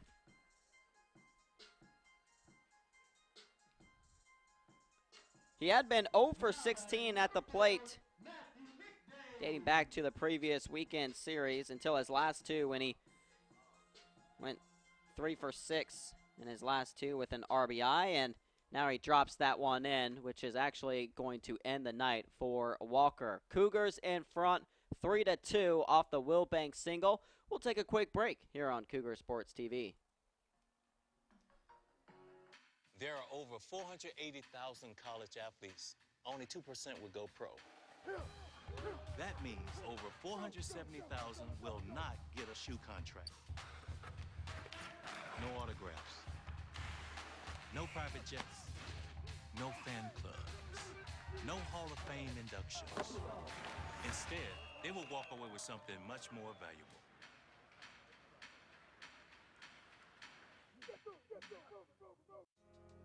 I knew that there was an opportunity to have my college paid for if I was good enough to play baseball at that level. That was going to make a big difference in my family. D2 baseball gave me an opportunity to play at a high level and to get an education that's going to be valuable for me throughout the rest of my life. I chose to take my experience of being a student athlete and pursue that within my career and to get a master's degree. If I wouldn't have had a baseball scholarship, there'd be no chance that I'm doing what I'm doing today. Don't you worry, my child. Everything's gonna be just fine. Little darling, you keep on walking, 'cause I ain't never gonna leave your side. As kids fall in love with sports, our universities are working every day to keep college sports safe, so you can watch them play with a little less worry and a little more joy.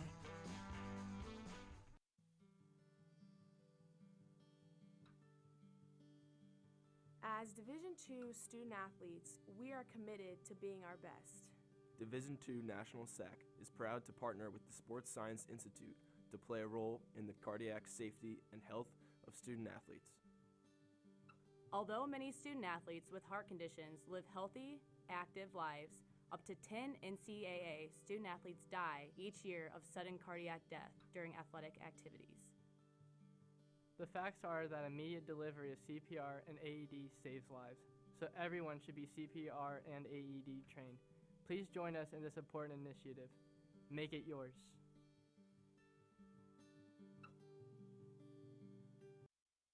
Back here on Cougar Sports TV, new pitcher has come on out there for Lander as Matthew McDade steps in for the Cougars. So Walker's night is complete, as Justin Walker has gone out there for his 5th start this season. Only lasted 4 2/3. Gave up those 10 hits and 3 earned, but struck out 5 through 115 pitches. If the Cougars can remain in front here, he'll be in line for the loss. I know he only lasted 4 2/3, but not a bad outing from Walker, even though he gave up those 10 hits. He found a way out of those jams time and time again, as that one's rolled over to third for the 3rd and final out. But CSU, they get a run here in the bottom of the 5th, and they take their first lead of the game 3-2 after 5 on Cougar Sports TV. There are over 480,000 college athletes. Only 2% will go pro. That means over 470,000 will not get a shoe contract. No autographs. No private jets. No fan clubs. No Hall of Fame inductions. Instead, they will walk away with something much more valuable.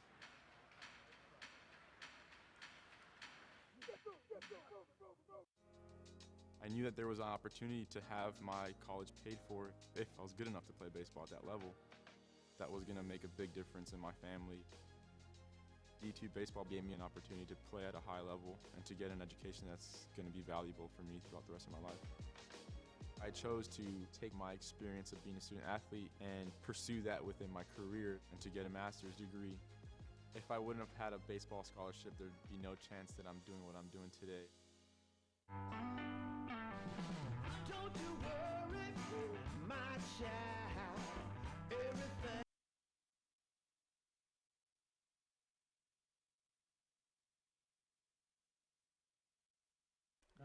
Columbus State takes their first lead of the game there in the bottom of the 5th. It's a 3-2 now with CSU on top. Will Banks, the sophomore, delivering for CSU, the sophomore from Noonan, Georgia. Picked up a little bloop RBI there into no man's land in center field. The Cougars finally take advantage with a runner in scoring position.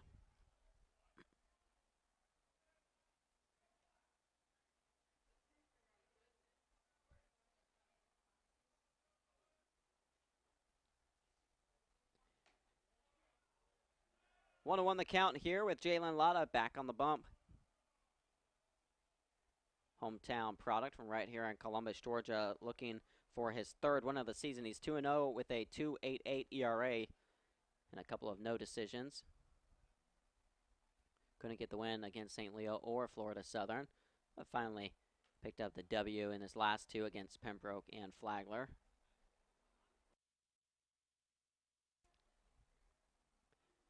His pitch count much lower than Walker's, only 67 pitches coming into this inning. He's in a great spot here for CSU, a chance to go hopefully 7 strong as he picks up another strikeout on the foul tip.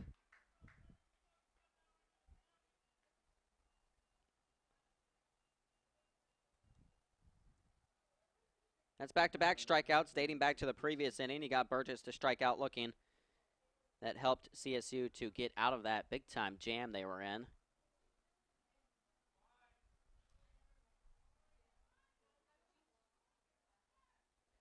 Here's the first pitch of the at-bat. It goes into left field for a single, so no clean inning for Jalen Lata. It's pretty much been the scenario all game long for Lata out there, but despite all of that, only 2 runs have come across here for Lander in this one. 2 runs off of 6 hits.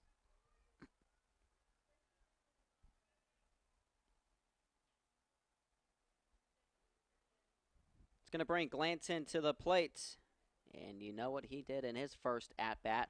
Sent one over the fence to dead center. Had that monster home run. They kicked the scoring off here at Burger King Stadium.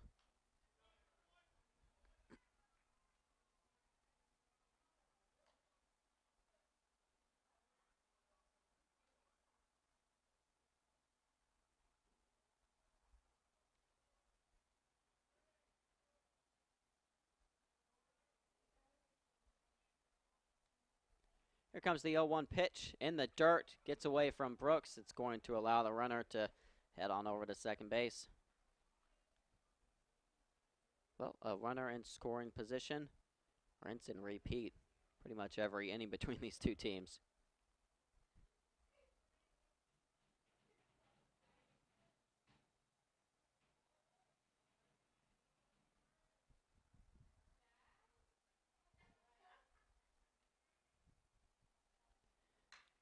That one hit well. It's driven into left field, but Bullock right there for out number 2.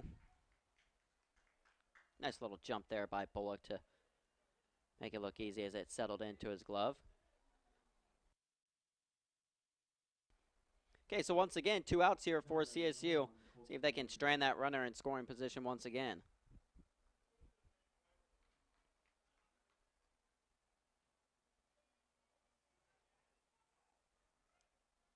They finally got the lead in the bottom of the 5th. Now you want to see a 0 up there to follow. And Lata's 1 out away from getting it done. Yeager, the one at the dish. Couple of flyouts as he looks at a strike to start this at bat.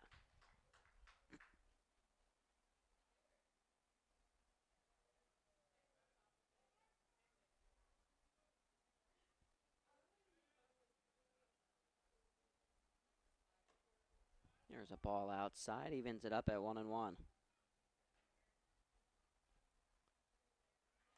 Cougars and Bearcats last year, they met down at Lander where CSU took 2 out of 3, so they took the series. The one game that they lost, the middle game of the series, was actually the one that Lata pitched in. CSU lost 4-0. A decent outing, though, for Lata. He went 7 innings, gave up those 4 earned, but 6 strikeouts. Cougar offense unable to give him any help in that one. Looking for a rebound here. He's 1 strike away from sending us to the bottom of the 6th. 1-2 the count, 2 down, runner on second base. That one in the dirt, 2-2.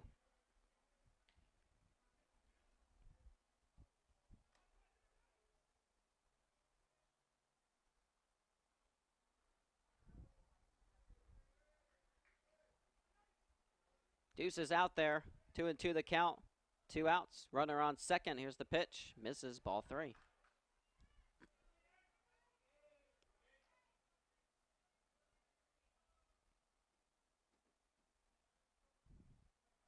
So Yeager's done a great job here working himself back into this count. Making it a full count. Sitting just 229 on the season with 4 strikeouts, and he sends one into left field. Bullock, though, a great job out there in left. That's 2 superb outs defensively by Bullock, getting fantastic jumps and coming up with the ball in his glove. Put that 0 up there on the board. It's still 3-2, Cougs on top.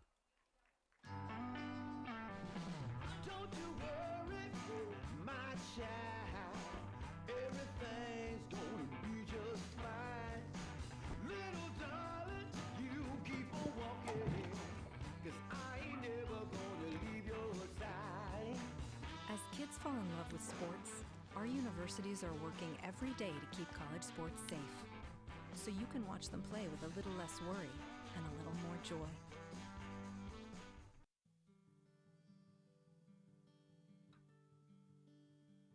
As Division II student athletes, we are committed to being our best. Division II National SAC is proud to partner with the Sports Science Institute to play a role in the cardiac safety and health of student athletes. Although many student athletes with heart conditions live healthy, active lives, up to 10 NCAA student athletes die each year of sudden cardiac death during athletic activities.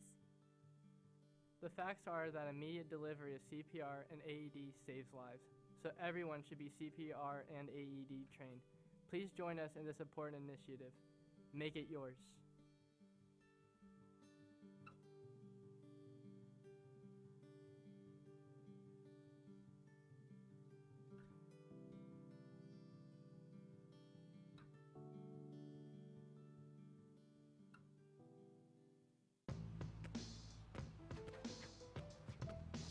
It's not about where you were born.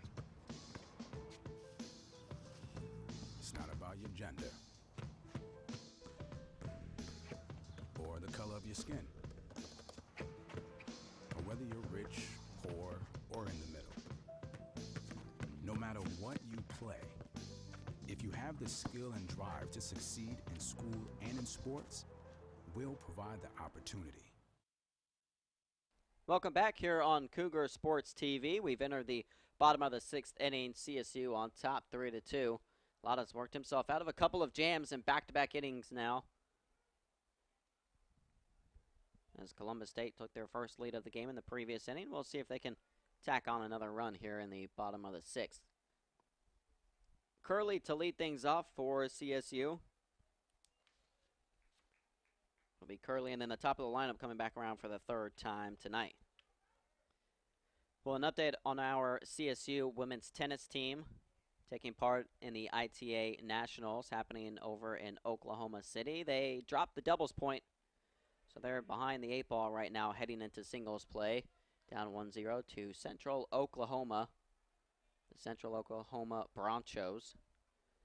That is not a mispronunciation. That is correct. They're not the Broncos. They're the Bronchos. Not really sure what a Broncho is, but it is their mascot name. Maybe someone can help me out with a Broncho. Sounds like a Bronco. I don't even know what. Mixed between some sort of who knows what. A Broncho. That's what they're called.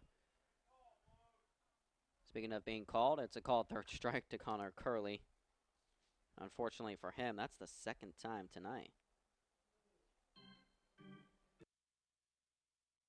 And with that, they get the 1 out they were looking for on the matchup with Flores out there on the mound. So we're going to head back to the bullpen here, as Lander is going to make another pitching change on the mound. We'll take a quick break here on Cougar Sports TV. 3-2, 1 out in the bottom of the 6th. The American dream to me as an immigrant means having the opportunities that my parents didn't have. Being the first one in my family to graduate, it meant everything my parents sacrificed for me to get to this point. It was paying off. Estoy muy orgulloso de Michael por haberse graduado de colegio. My path to a college degree would have been completely different had I not had a scholarship. It just relieved a lot of the financial burden.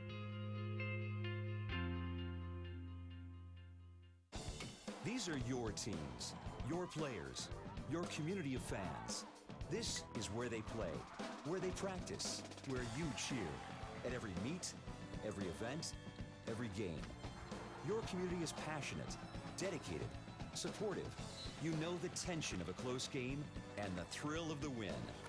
So while you're cheering, keep an eye out for anything out of the ordinary. If you see something suspicious, say something to local authorities.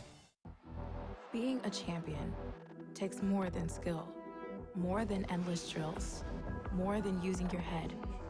Being a champion takes the heart to give it your all, the agility to thrive from any angle, and the relentless drive to be the best.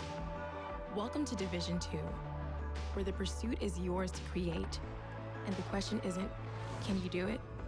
It's will you.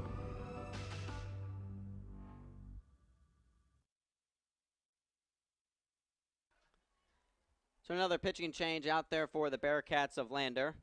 As Zeke Stevens has come in place of Flores, sends a ball high for his first pitch of the night. Stevens, the redshirt sophomore from Greer, South Carolina, out of Burns High School. He's making his 5th appearance this season. As he misses again for a ball. He's pitched 9 innings of relief for the Bearcats, giving up 10 hits, 4 earned, but he's a big strikeout getter with 11 Ks.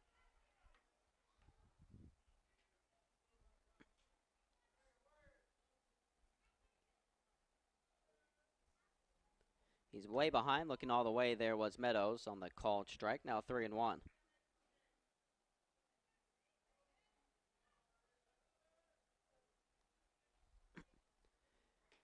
Pitch inside, not even tantalizing as Meadows had to back up. It'll be ball 4. He'll take his base over there at first. Now batting number 2, Isaac Belton.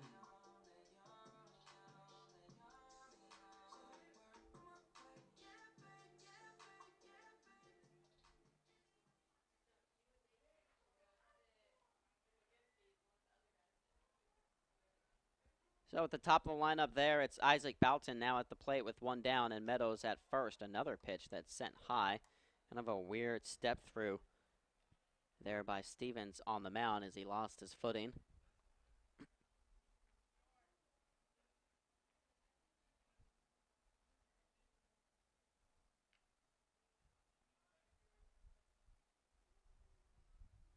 Meadows, a lot of speed over there on first.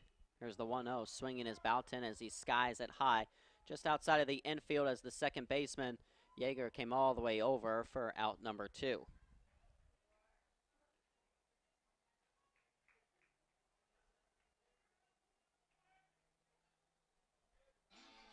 Robert Brooks steps up for the Cougars. A couple of singles in his first at-bat before he struck out back in the 4th inning.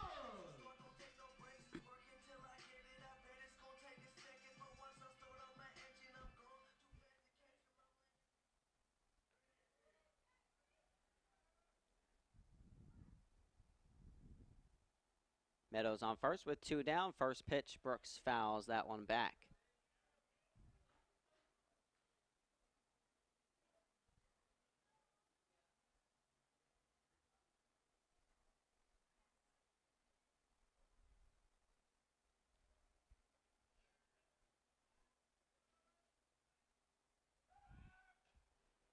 By the way, during the break, I had a chance to look up a little bit more about the Bronchos. I actually am mispronouncing it. Apparently, it's pronounced Broncos with a hard K, even though it's spelled with a CH. But it's a Spanish word meaning rough or wild. That's applied to the horse population down there in the western parts of America. So, my apologies for mispronouncing them. They are the Broncos, not the Bronchos.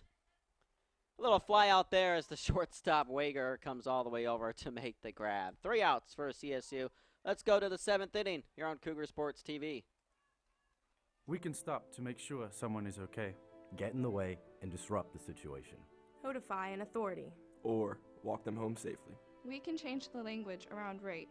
We can make campuses safer for our teammates, our friends, and our classmates. We cannot be bystanders. Taking action isn't always easy, but it's on us to intervene. Because we can. Learn more and take the pledge at itsonus.org.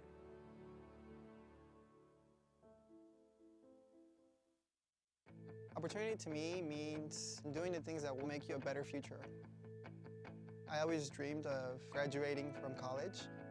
So being the first one in my family to graduate, it meant everything my parents sacrificed was paying off. Having an athletic scholarship for the University of Mount Olive was key for my success. I had the opportunity to not only get an education, but be able to develop as an individual. Being a champion takes more than talent, more than the perfect pass, more than using your head. Being a champion takes the spirit to always push harder, the ability to overcome any hurdle, and the fire to be the best. Welcome to Division II, where the pursuit is yours to create. And the question isn't, can you do it? It's, will you?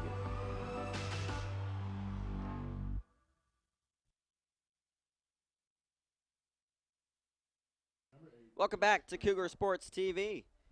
We've entered the 7th inning of work here at Ragsdale Field. No Broncos or Bronchos being played here. We got the Cougars and the Bearcats. But I'm glad we were able to better understand the University of Central Oklahoma and their mascot for any of those out there who obviously were very curious to know all about the Broncos. Gregory, the one up at the plate. 0-1 the count as Lata sends that pitch in for a ball. It'll be Gregory, Jabert, and Schreckengost, the 6, 7, and 8 hitters here in the 7th inning. 1-1 the count. Fouled away. Lata beginning his 7th inning of work. He's trying to make it 3 games in a row that he's gone 7 innings for CSU. Went 7 against UNCP. Pitched an absolute gem here at Ragsdale. 3 hits, no earned, 5 strikeouts. Then another 7 innings against Flagler. Gave up 6 hits, 1 earned with 8 Ks. Lefty Gregory up there at the plate. Pitch sent in, a little whiff there. Did he go? No, he held up.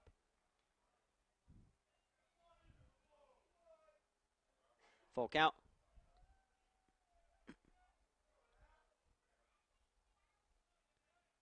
Just 3 strikeouts here tonight for Lata. Payoff pitch. Going to stay at 3 strikeouts, and he will issue his 2nd walk of the night.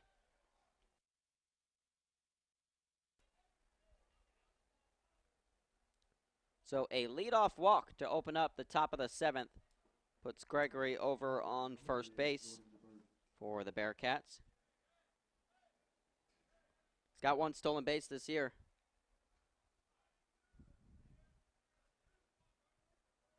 Jabert's had a tough time at the plate, although he rips that one hard and well into foul territory towards the dugout of CSU. Lata's had 8 Ks in 3 of his 4 starts this season. The UNC Pembroke one, the lone one without 8 strikeouts. By the way, I do need to apologize to Jalen Lata. The 8 strikeouts are actually not his career high. I had mentioned that the 8 strikeouts were a career high, that he kept tying a career high, but he actually threw 9 strikeouts last year in a start.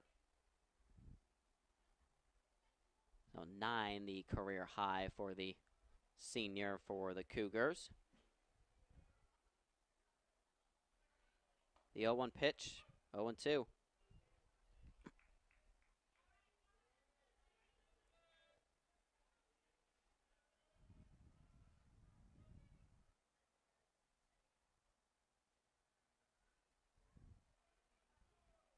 Runner over on first base.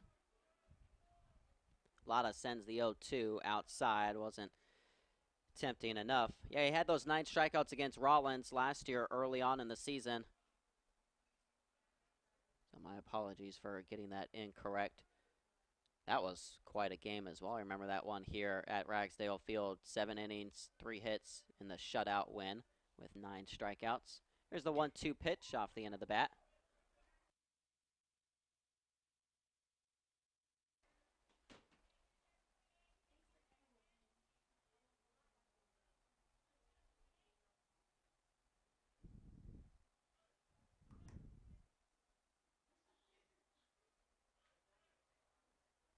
Lata, a good ground ball pitcher. He's got 5 groundouts right now. Wouldn't mind seeing one of those here for CSU. They do have one double play tonight. Came all the way back in the first inning off the bat of Fitzgen. Grounded into a 5-4-3 double play to end the inning.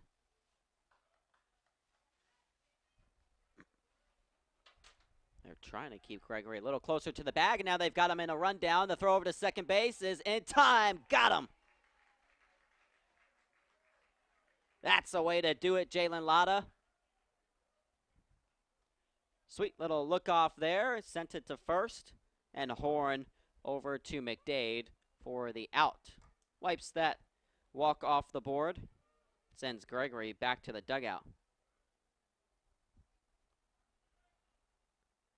Here comes the pitch. That one is high as Jabert just looks at that one. Remember, Jabert made it on the base paths back in the 5th inning before he was actually caught over there at third base. He was tagged out. One of those crazy plays that happened earlier this game. We've had some weird plays happening over there at third base tonight. Some runners caught in some rundowns.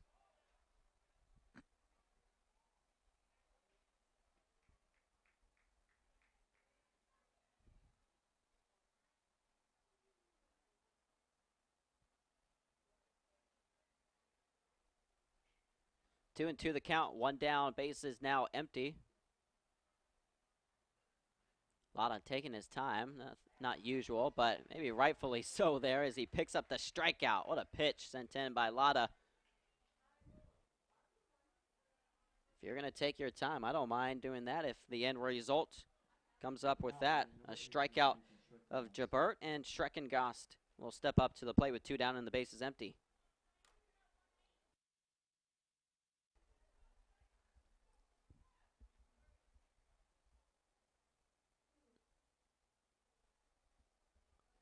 Lefty at the plate and Schreckengast, lefty up there on the mound. Let's get this third and final out and give us a chance to stretch it out. Like to see another 0 up there if Lata can get it done. Be the 4th one in a row. Called strike. He's way ahead, 0-2.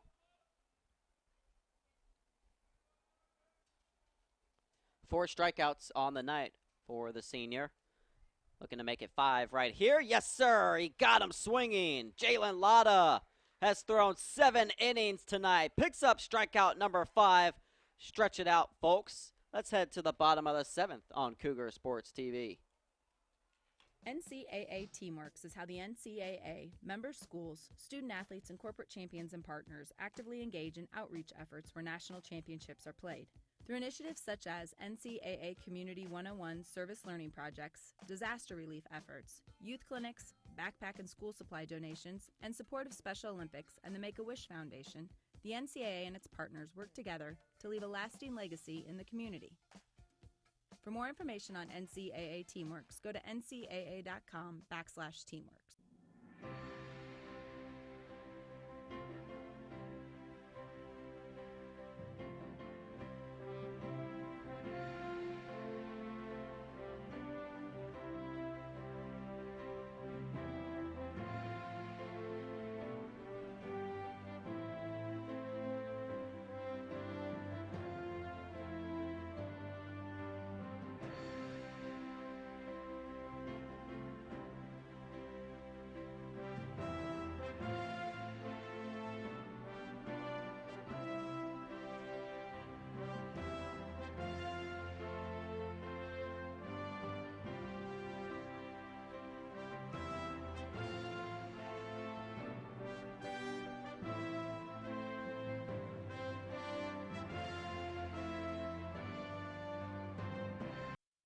Bottom of the 7th inning here on Cougar Sports TV.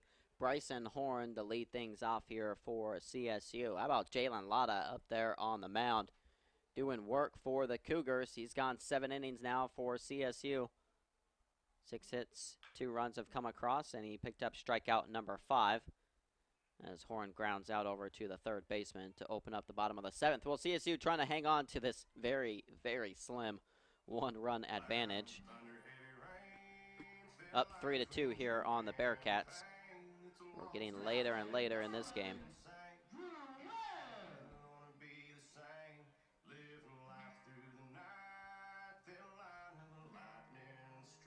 Here's a guy you want to see at the plate. He's seeing the ball extremely well tonight. Drew Webb comes up here for the Cougars. Perfect 3 for 3. 2 singles, a double, and a stolen base, with one of the 3 runs scored for CSU.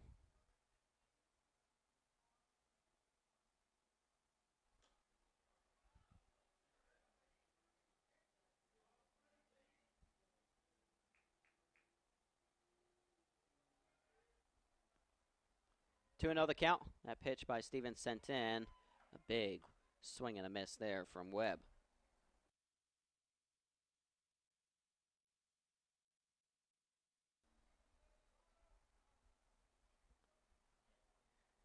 Stevens came out there in relief for Flores, who came in for the starter Walker. 3 pitchers used tonight so far for Lander. Still just Jalen Lata, although the bullpen obviously warming up for CSU. By the way, Jalen Lata's pitch count at 97 tonight through 7 innings of work. 2-2 the count, 1 down, off speed, fouled back.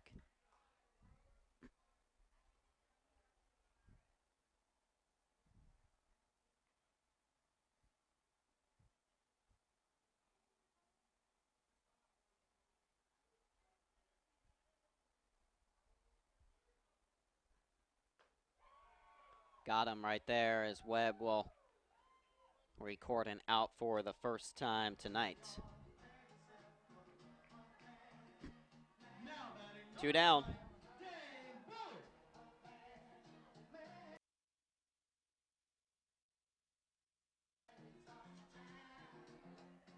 It's been a bit of a rough night for Dane Bullock as he's back up there at the plate for the 4th time tonight. He was up with the bases loaded in the 1st inning, struck out swinging. So then he came up with runners on 2nd and 3rd, struck out swinging. So then he came up with 1 runner on and flew out. Here he is with no one on the base paths, and he rips one down the left field line as he's chugging over to second base. See, he just needed no one on the base paths, that's all. Had 3 on, couldn't get it done. 2 on, nope. 1 on, nah. No one on. There's the double we were looking for.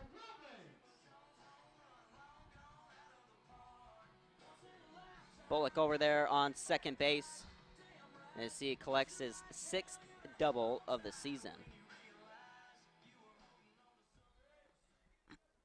It's a 2-out double. He's on in scoring position for the guy who picked up the go-ahead RBI.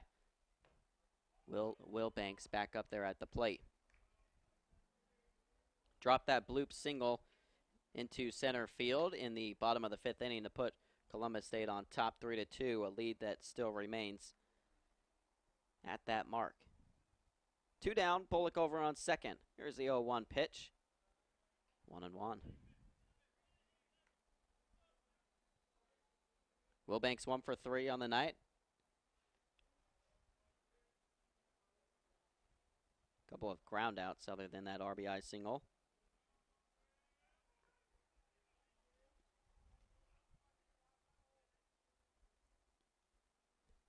One the count. Just catches the outside corner. Well, I had mentioned pregame all the way back in the 1st inning how much the wind was blowing and how well the ball was carrying center to right. Of course, really hasn't come to fruition. We've only seen 1 home run. That one to dead center by the Bearcats back in the 2nd inning. Although there has been a handful of doubles. 4 now in total for the game.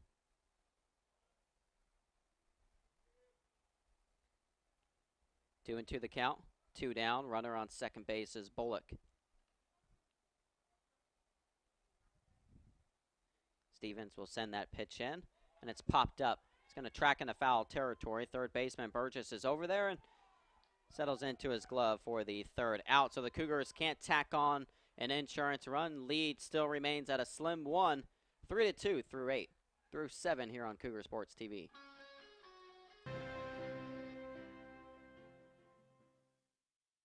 My path to a college degree would have been completely different had I not run Division II cross country for the University of Mount Olive. Having an athletic and academic scholarship was key for my success.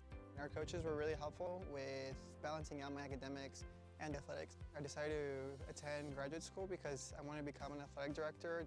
Receiving the postgraduate scholarship through the NCAA provided me with the flexibility to choose the school that I wanted. So now I know that I can accomplish any goal that I set for myself. On and off the court, we're focused on creating lifelong opportunity, and that starts with education. More college athletes are earning degrees than ever before, but we've still got work to do. That's why we're raising the bar for incoming freshmen, so they're prepared when they get to campus. And why teams can't play in championships unless they make the grade. Education matters, and putting academics first creates a pathway to a lifetime of opportunity.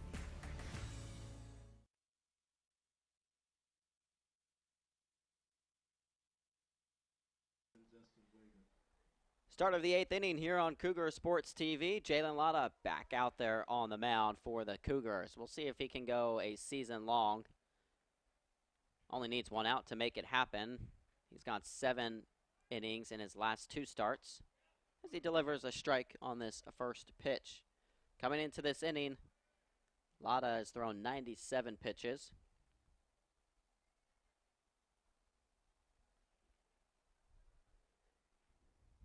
Wager leading things off here as he promptly flies that one into center field. Connor Curley going back. It's going to hang up. Plenty of space out there for the sophomore to make the grab. Out number 1.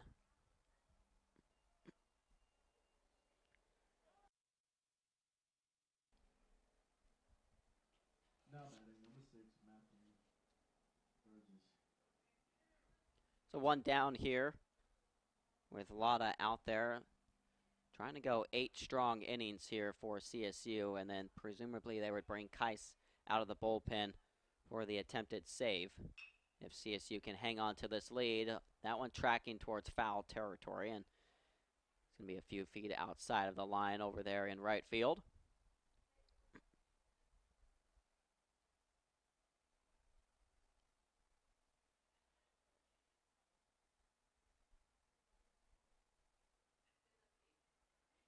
Right now, this match is the longest start for Lata in his career, 7 1/3 innings of work. He went 7 1/3 against Georgia College last year. Pretty similar stat line, gave up 7 hits and 2 earned. He's given up 6 hits and 2 earned. Gets a strike called there to put himself ahead in the count, 0-2.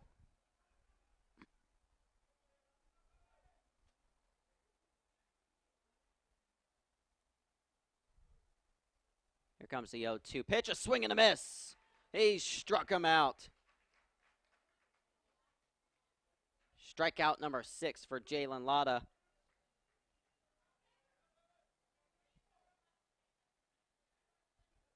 Now batting, number 14. One more out. Let's get this last out here for Lata. Burgess strikes out for the 2nd time tonight. Brings Harold up to the plate. First pitch swinging, skies that one into foul territory. It's going all the way towards the Lander bullpen. And unable to make the grab out there are any of the Cougars. 3 of them are tracking that way. McDade, Webb, and Horn. Horn had the best shot at that one. Just couldn't quite get there in time.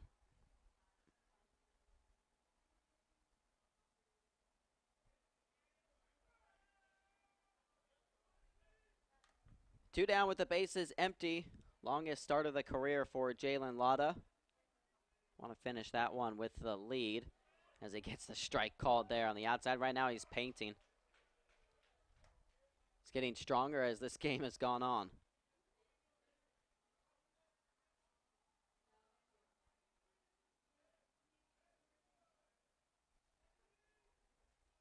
He's ahead 0-2. That one chopped over to shortstop Boughton. And there's the third and final out. Jalen Lata doing work up there on the mound. He's gone 8 strong for CSU with 6 strikeouts. They're still on top, 3-2 here on Cougar Sports TV. While they're focused on success, we're focused on them. Because protecting college athletes doesn't only happen on the field. After the buzzer, it's about healthier student athletes.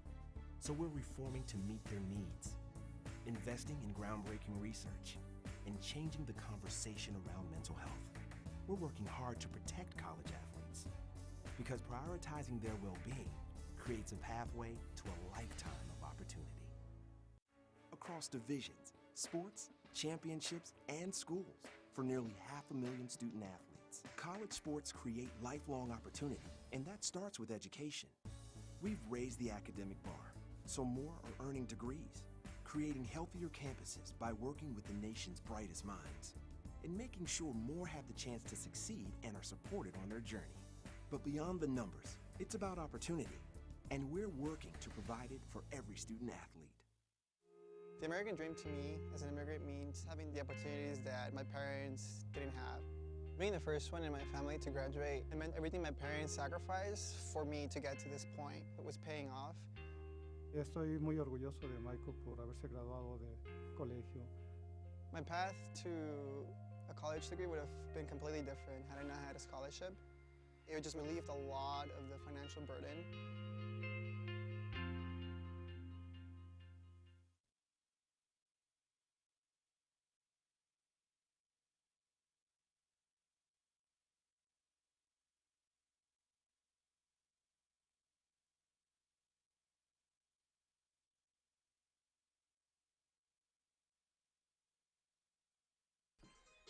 Cougars a chance to tack on an insurance run as we have hit the bottom of the 8th inning here on Cougar Sports TV.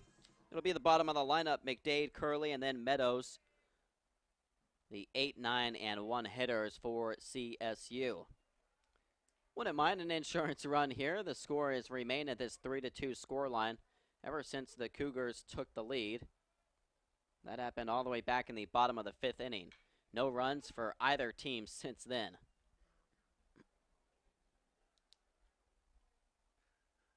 Jalen Lata only threw 9 pitches in that 8th inning.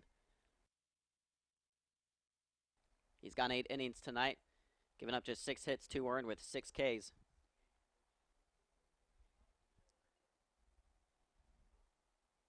Stevens back out there for Lander. That 1-1 pitch is inside, ball 2.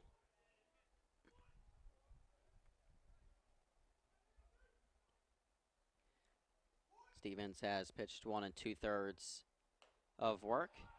Third pitcher out of the bullpen or second pitcher out of the bullpen, third pitcher overall for the Bearcats tonight.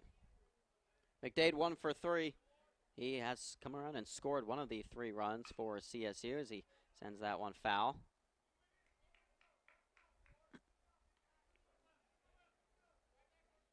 Had that double all the way back in the bottom of the 2nd inning. That's when CSU first answered, when Lander took that 1-0 run, or 1-0 lead off that solo home run.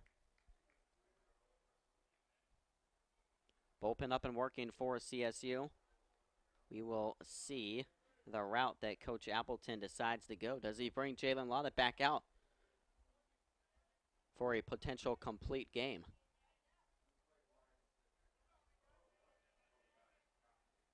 Two and two the count. Here's McDade.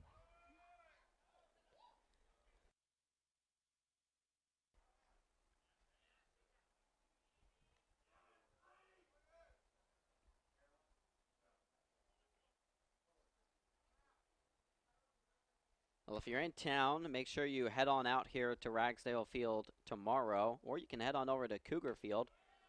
Both baseball and softball will be right here in Columbus, Georgia tomorrow. A lot of Cougar action happening down here at Columbus State University, so head on down to the fields. Plenty to see here. Payoff pitch sent foul just outside the third base bag. First pitch tomorrow for the baseball team at 2 o'clock.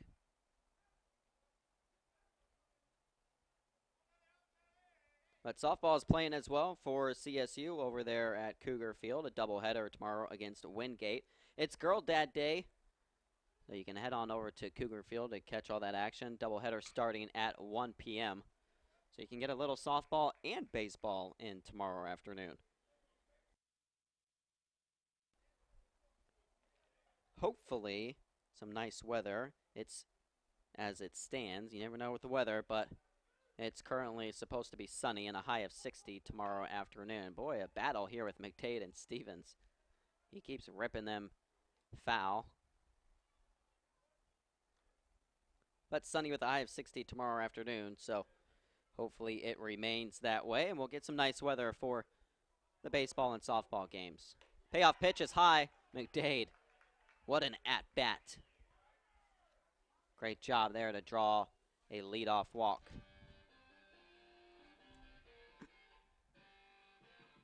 Now batting number 13, Connor Curley. Connor Curley will come up for CSU. This is actually one of those scenarios that Columbus State usually likes to try to bunt here. Curley, someone with a lot of speed that can lay down a bunt, but they're trying to tack that insurance run on as McDade takes his lead. We'll see if Curley shows bunt or not. Yep, certainly does, and lays down a great bunt. Goes right back to Stevens. So Curley gets the job done and moves McDade over to second base.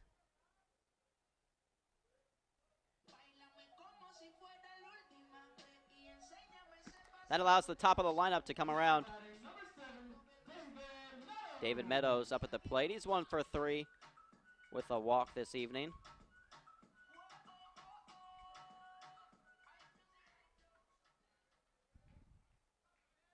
Stevens trying to send Lander to the 9th inning with just a 1-run deficit. Here's the first pitch to Meadows, brushes him off the plate. Well, Meadows will have to make the most of this at bat. He's not going to be in the lineup tomorrow night or tomorrow afternoon for the Cougars. Hey, congratulations to the sister of David Meadows, who's getting married tomorrow. So David Meadows will be out of town tomorrow. The Cougars will have to have a new leadoff hitter for the first time this season. That one drops into no man's land out there in right center field. So we saw one like that in left center field. Now Meadows drops one into right center. McDade unfortunately unable to move up, but it puts 2 on the base paths.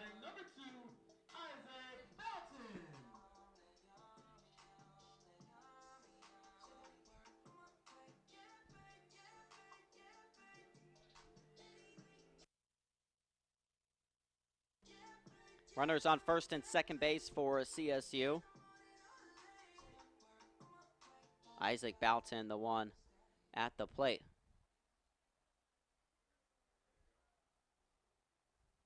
Pitching coach heading on out there for Lander to have a word with Stevens, who's on the mound.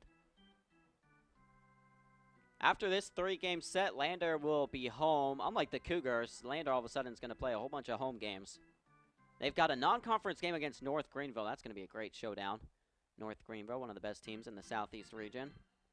And then a 3-game set against Flagler at home. They'll do another midweek game, the return game. Or excuse me, not the return game, but they'll be starting one against Belmont Abbey before a home conference series against Francis Marion. A whole bunch of home games in a row upcoming for the Bearcats of Lander. A couple of home conference series. Meanwhile, the Cougars, they'll be hitting the road.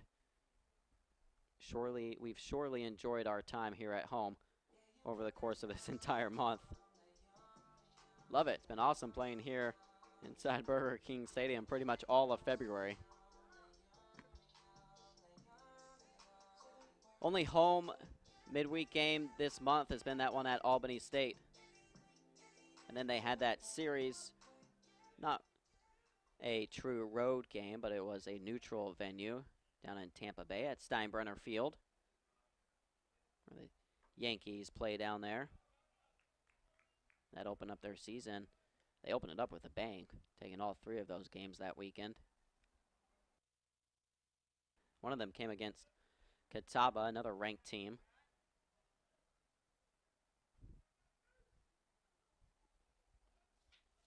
Isaac Boughton, the one at the plate. Want to know the county's got runners on first and second. Cougars trying to add some insurance. Boughton 1 for 4 tonight. He did come around to score one of the 3 runs for CSU. Here's your opportunity for Isaac Boughton to keep one of his streaks going. He's hit RBIs now in 10 of 13 games this season. Chance here to make it 11 games now that he's hit an RBI in, although he promptly skies that one. Just outside of the dirt on the infield with the infield fly in effect. 2 down.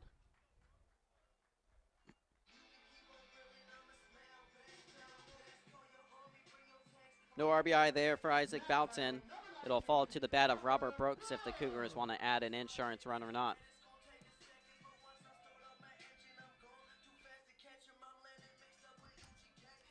Brooks 2 for 4 this evening. No runs, no RBIs. Couple of singles in his first 2 ABs.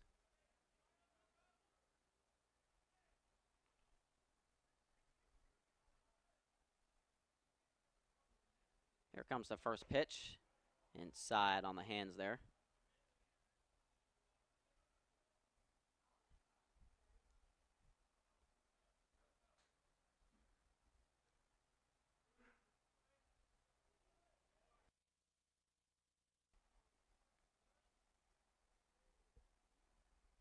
Want to know the count? Runners on first and second base for CSU. Brooks, a big major league swing there. Swung out of his shoes on that one.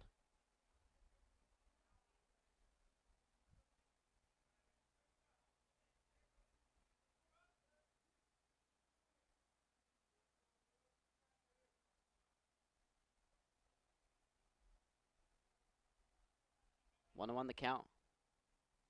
Stevens hasn't given up any runs, just 2 hits allowed in the 2 1/3 that he's gone. No go on that one, which Coach Jason Burke is not pleased about whatsoever. Coach Burke in his 4th season for the Bearcats. Got a handful of assistants down there helping him out as well.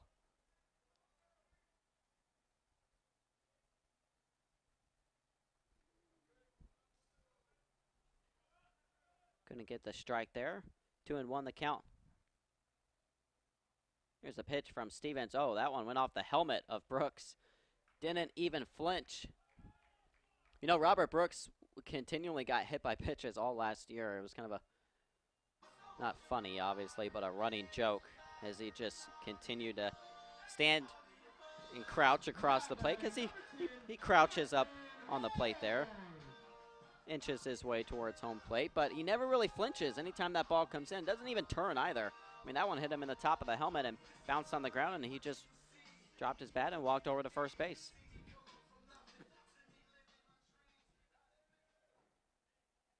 Didn't even phase him as he went over to first base. Here's Bryson Horn with the bases loaded. One swing of the bat could completely change this game and really make things a lot more comfortable for CSU entering the 9th inning. Why not for it to fall onto one of the best bats on this Cougar lineup, Bryson Horn, hitting .377 this season. Bases loaded for him, and that pitch inside. 1-1 the count.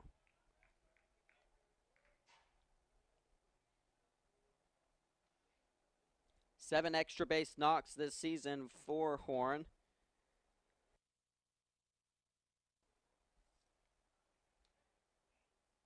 Had that sac fly back in the 3rd inning to pick up an RBI. The 1-1 pitch, the shift was on, and Bryson Horn hit right into it. That's a great job there by Lander. Perfectly placed defensively, and it went right to the second baseman, Yeager, who was way over there, shifted over. So 3-2 is where the score line will remain. We'll have a pitching change. No Lata for the 9th. It'll be Kais after this. We can stop to make sure someone is okay. Get in the way and disrupt the situation. Codify an authority. Or walk them home safely. We can change the language around rape. We can make campuses safer for our teammates, our friends, and our classmates. We cannot be bystanders. Taking action isn't always easy, but it's on us to intervene. because we can. Learn more and take the pledge at itsonus.org.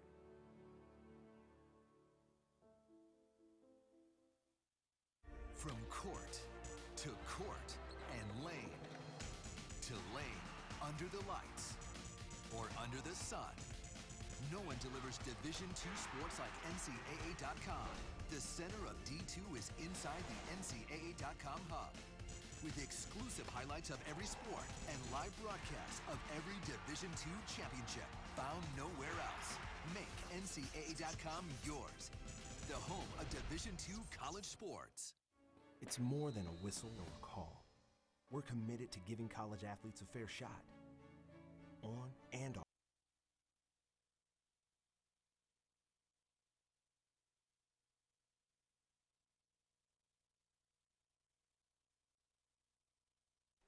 Here we go. Cougars need just 3 outs to put a wrap on this game.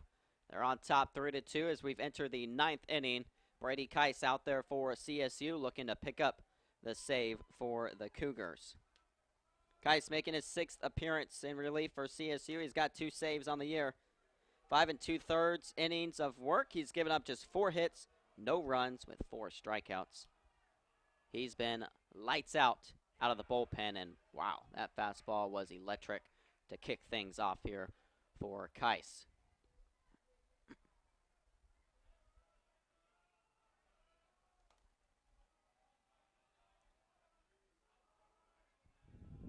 Fitzgen up there for Lander as he looks at a ball outside. So the heart of the lineup doesn't get easy here for Keiss with the 3, 4, and 5 hitters. Fitzgen, Glanton, and Yeager will be the 3 hitters here for the Bearcats. Here comes the 1-1 pitch.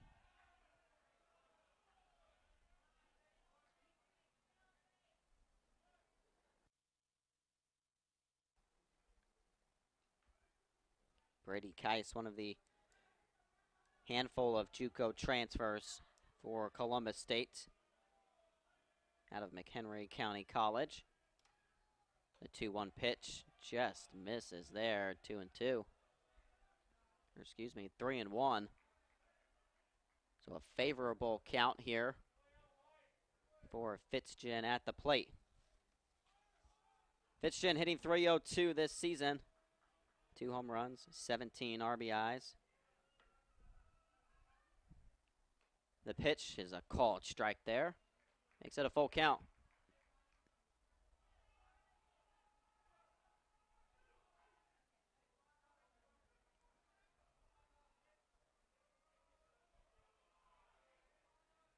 Here comes the payoff to lead things off here in the top of the 9th. It's chopped towards the dugout of the Cougars.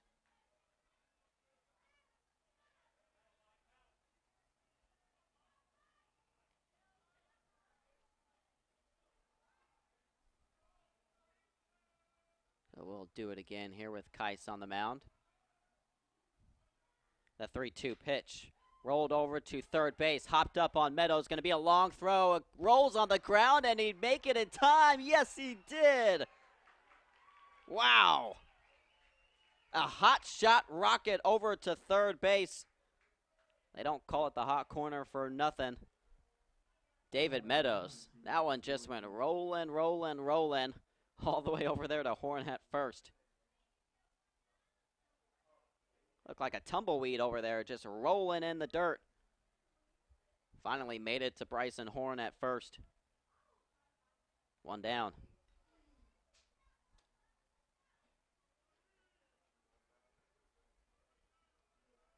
Took 7 pitches, but Fitzgen grounds out to open up the inning. Here's Glanton. Solo home run back in the 2nd.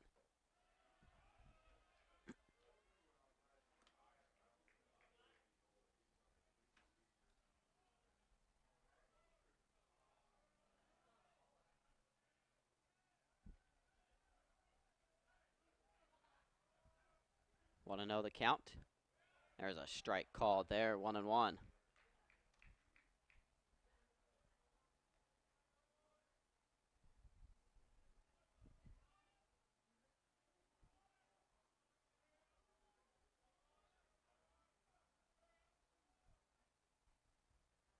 Here's the pitch, and it's sent a mile high into the air towards center field. Connor Curley is there. He's in front of the warning track. No worries. Out number 2. That one went way up there in the air and got caught up as it came down for the second out. 1 out away here for CSU as they try to put the wraps on this one to open up the series with a win. It'll come down to the bat of Yeager, Colton Yeager, the second baseman. Potentially the final out here for the Bearcats. Guy's trying to pick up his 3rd save of the season. First pitch misses, ball 1.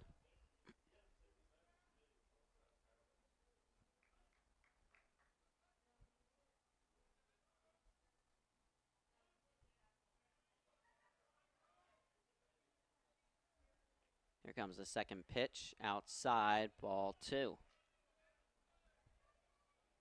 Yeager, 3 flyouts. He's 0 for 3 on the night.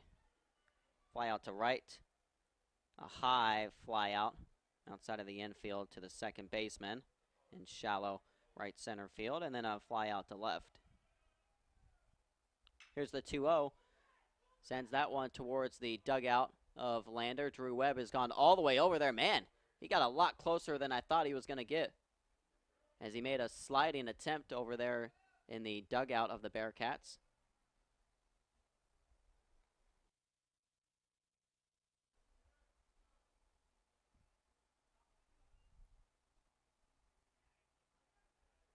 Two and one now the count.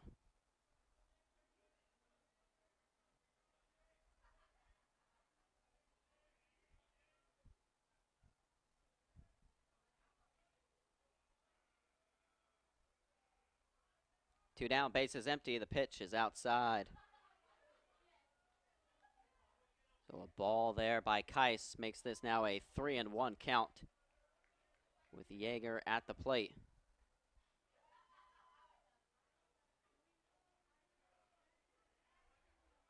Bases empty, though. Here comes the 3-1. It's chopped up the middle. That's going to be too deep in the hole for McDade to get there. So Yeager keeping the hopes alive for the Bearcats as he records a 2-out single off the bat and up the middle.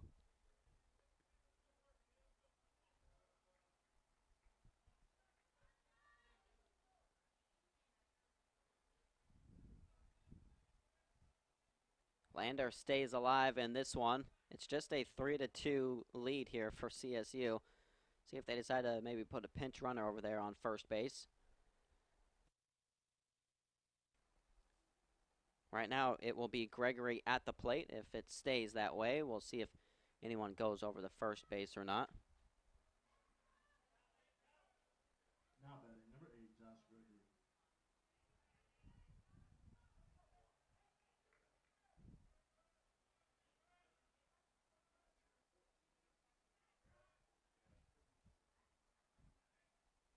So here comes Gregory. Runner over on first base.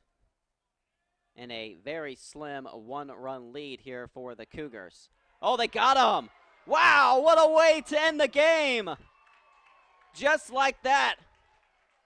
It's the defense of the Cougars catching the pinch runner completely off guard there as he is out over at first base. That's how you open up a series here at the Rags. Cougars come out with a 3-2 win over the Bearcats. Jalen Lata pitched a phenomenal game for CSU as he went 8 strong for the Cougars and helped lead and guide them to a series opening win here on Friday night. Again, make sure you join us tomorrow afternoon. We'll be back here at 2 p.m. is the start time for game number 2 of this series. We'll be right back here on Cougar Sports TV. That's going to wrap things up for us here this evening at Burger King Stadium. I got to head on down there for some post-game interviews. Catch all the action on Facebook.com/CSU Cougars for all the post-game recap. For our cameraman, our statistician, our producer, for everyone here inside Burger King Stadium, I'm Corey Aldis. Your final score, 3-2. Cougars come out on top.